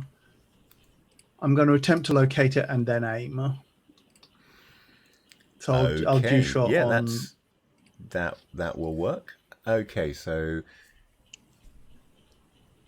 So this will be the +2 threshold notice number check. to the attempt to notice it. We'll do that when we get around to your initiative. Because you never know, you might get lucky.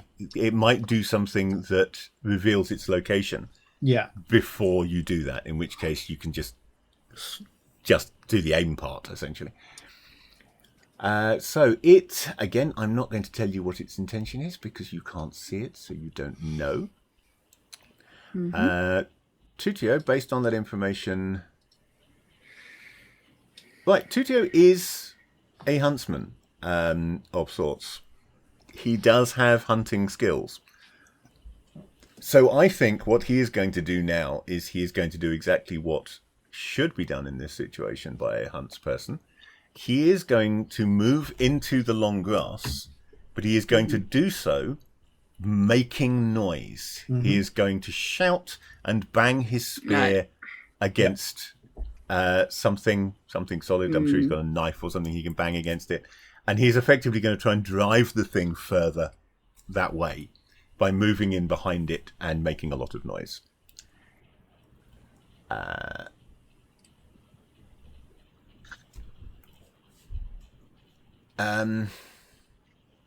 Sharon, what are you going to do?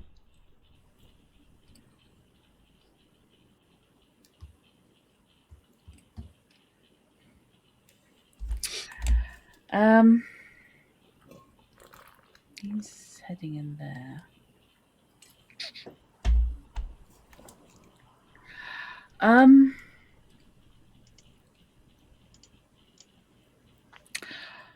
I am going to do something really stupid.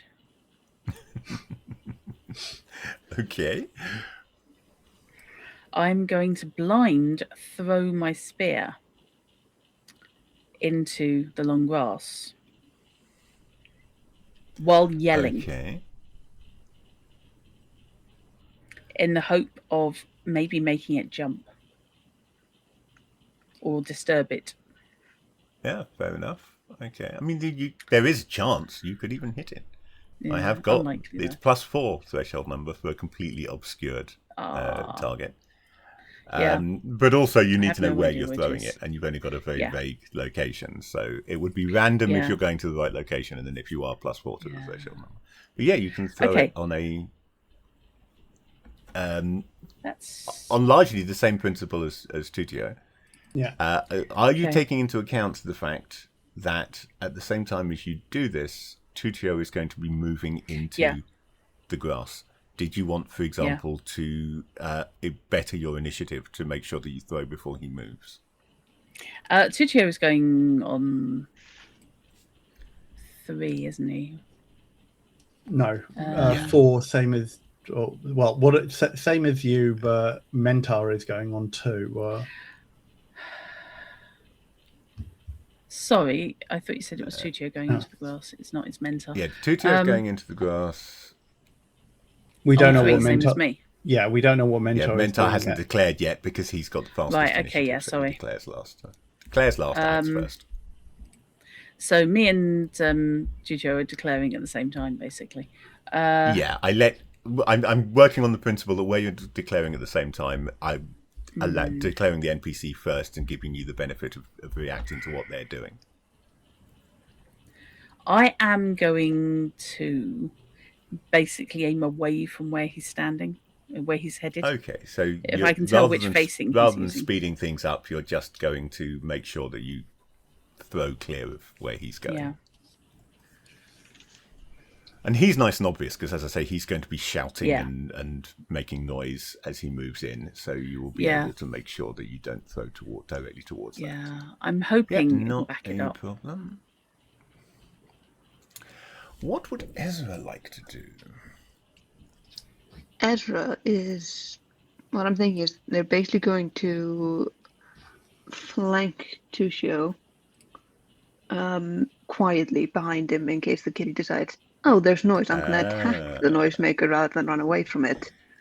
A cunning ploy. Because he's going to be occupied with both his weapons making all that noise, Yeah. he might not have the reaction time to actually stab at it from that.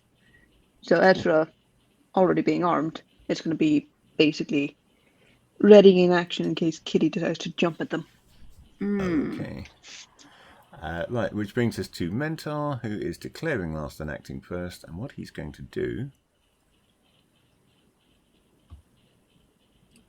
is he is moving around. And technically this is a dual action because he is also declaring a strike if the cat comes out of this side of the grass. So he's anticipating that it will either flee further map south or that it will come towards Corvin. And either way, he's in a position to be able to try and stab it as it comes past, although at a penalty. Mm-hmm. So, Ezra, I'll move Ezra after Tutio since you're shadowing him. Mm-hmm. Tutio is not going to move quickly into this grass. So he's going to go like 1, 2, say 3 meters. Ezra, about there? Yeah. Or did you want to be slightly further away? No, I'm pretty much going to be at his shoulder. Okay. But like with space for us both to maneuver.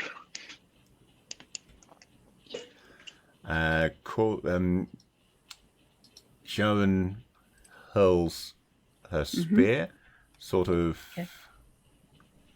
I have towards targeting. here. I was, nearest damn it. I was aiming for there. Yeah, well away from Tutio. Yeah. Okay, I'm not going to make you roll for that because it's not there, so you've got no chance of hitting it. You are adding to the noise, however. Yeah. And I'm paying attention to where it went because I want it back afterwards. Now, I think people are going to see the cat. Some people are going to see the cat. Only Mentor and Corvin will see the cat. But I'm not going to require a roll for them to see the cat because the cat is going to come out of the grass there. Quick ping, just in case. And it's going to keep going into the grass on the other side. So that means that you don't need to make a roll to locate where it is. You can see it come out. What I will say, I'll give you really 2 options. If you can think of a third option, then by all means think of a third option. But I'm going to give you 2 basic options at this point. One is to try and get your aim in by making a roll to predict its movement. Yeah. And be aiming where you think it's gone. And the other is to change your action and try and take a snapshot at it as it is moving between the 2 sets of grass. So if you were to do that, changing your action would be... Let me just make sure that I'm getting the right numbers on this.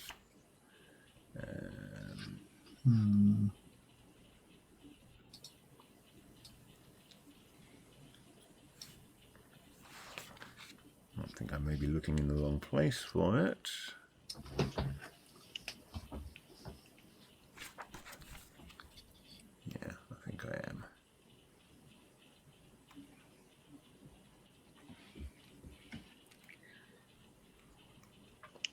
I think the way it works is... there we go, cancelling an action.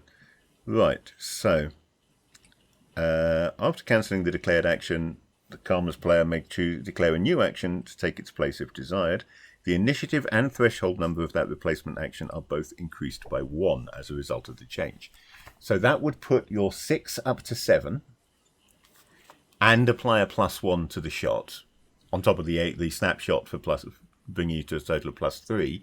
And then you would also need to drop the initiative by 2 to fire while it's moving. No. So you'd be on like can't take a +5 for the 5, difficulty. It's not an easy shot at all. I can't take a 5. So in which case... I'll stick to the original and use the notice check to track it, basically. Yeah. So it's going to be slightly easier than it would have been. I'm essentially going to call it a straight roll. Yeah. On your so part. it's just the -2 for dual action. So just the -2 for the dual action, yeah. And this was notice plus, well, I guess awareness or... At this observation. point, I would say it's going to be observation. Actually, no, I'll call it intuition. Because observation would be more actually seeing it. Intuition is figuring out where it's going rather than seeing where it's going. So intuition and alertness. So that's going to be... intuition and awareness. So that's going to be half of your notice. Oh, right. Hang on. Yeah, because as I say, notice is for spotting details, whereas awareness is more environmental awareness. Yeah. And this is being aware of it coming out of there and going into there and knowing where it is. Be 5 at...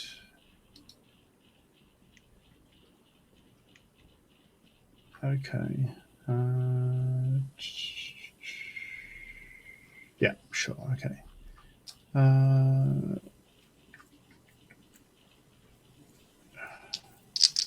So that's 1, 2, 3, 4, 5.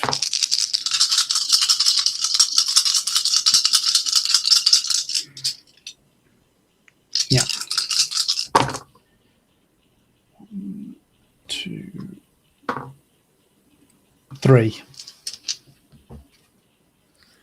Okay, so yeah, that is going to be good enough that your aim action will count. So same situation as before.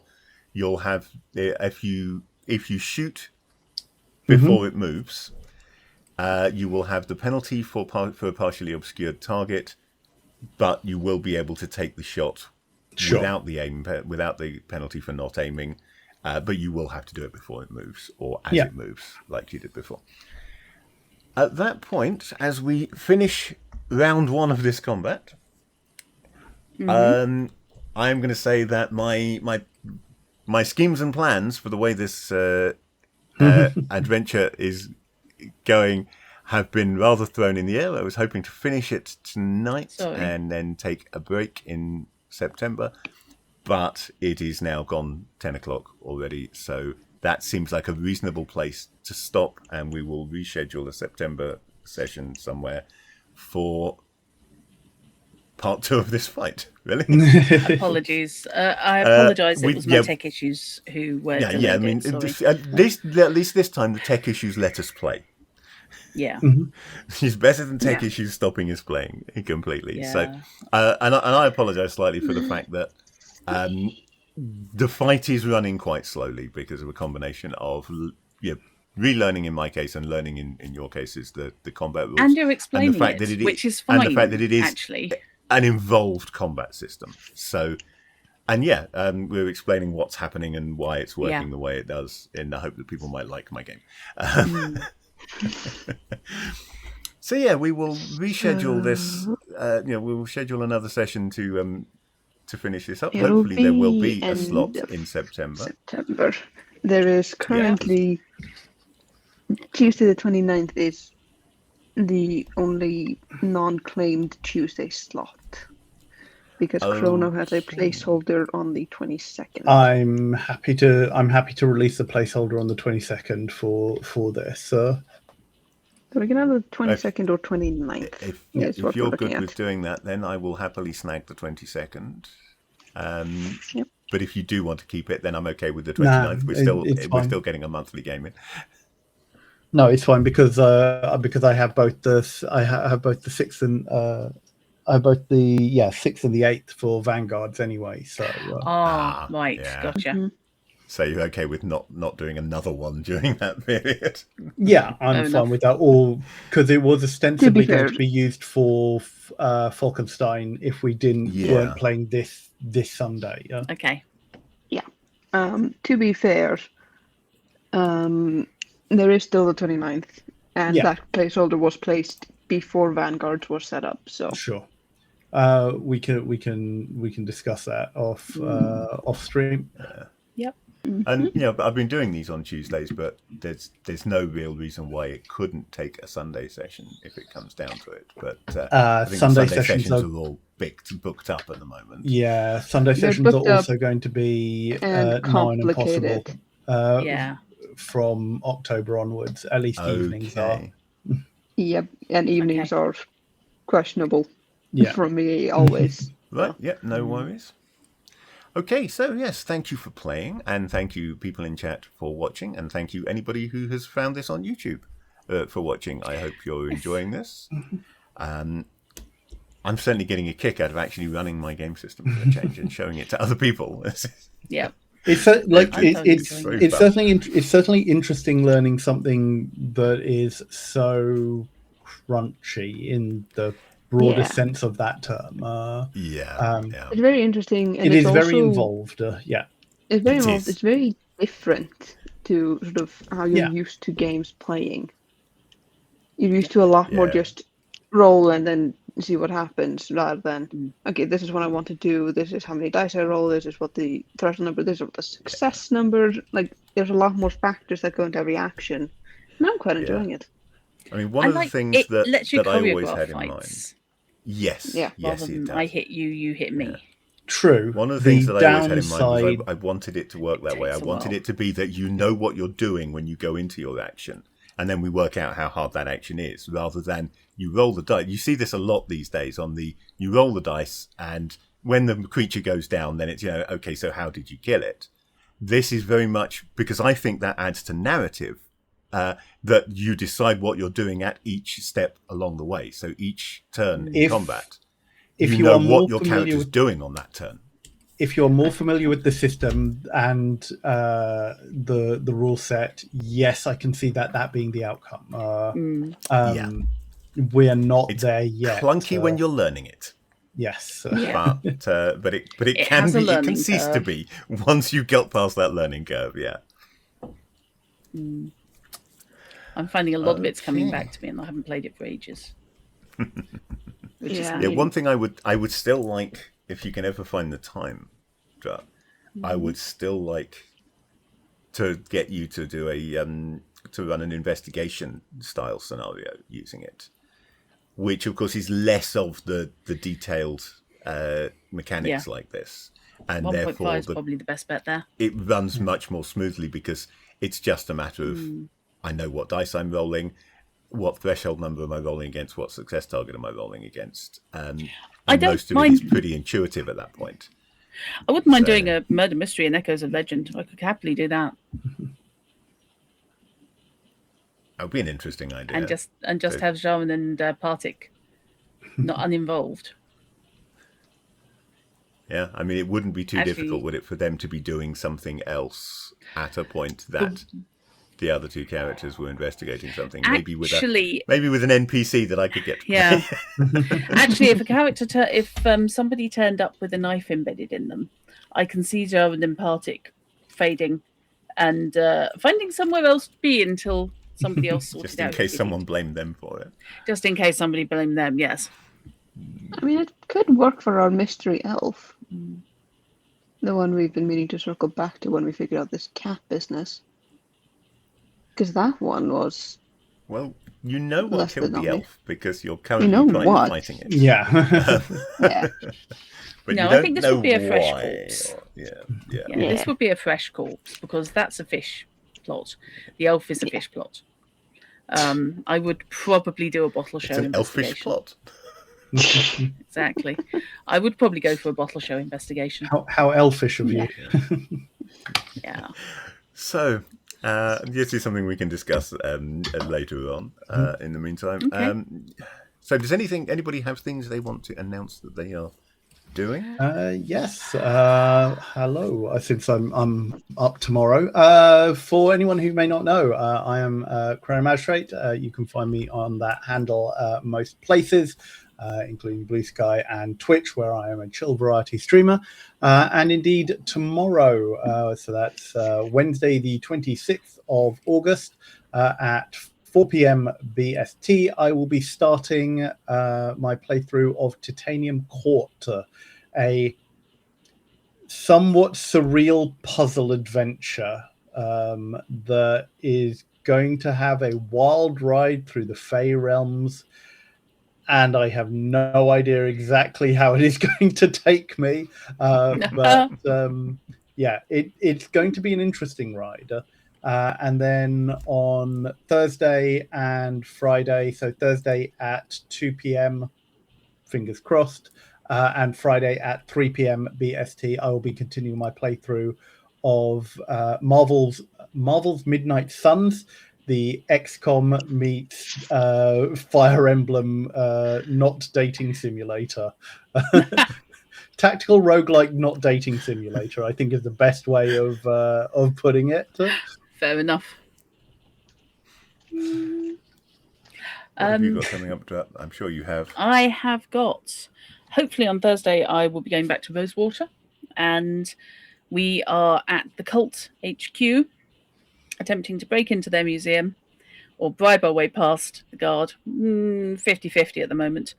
I have a feeling I might be able to make some explosives to distract him, but never mind.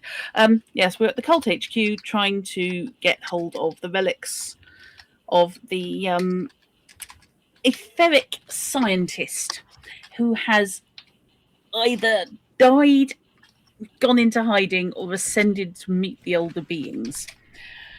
50-50, really. And on Monday, then I will be back on my book club, where we'll be carrying on reading The Hog and see how weird that can get.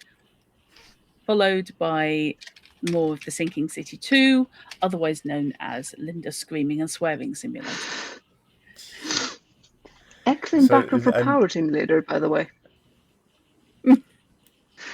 And of course, the VOD of part 1 of that story from yesterday is on your channel. Yes, as it indeed is on my YouTube your channel. Yep. Sinking City from last night for those who missed it because it was late. Yep. I might. So, hello, I'm Alia, but I stream under the Busky. I might be streaming tomorrow night after Chrono. If I find the energy for it. Depends on when I get home from Mum's. And then on Sunday, I'm definitely streaming. I'm continuing Blueprints until I get to room 46, at which point I will be switching into Gothic, which is a 2000-something CRPG, which is technically the very first video game I ever played when I was like a year old or something. There is an adorable video of me, which if I can get off my mum, I will be sharing in the Hintface Discord, because it is just the cutest little thing. Oh. Okay. Baby Busky. So I think that is everything, in which case we will say goodbye to you at this point, and as always, until we meet again, may your dice be hot and your characters cool.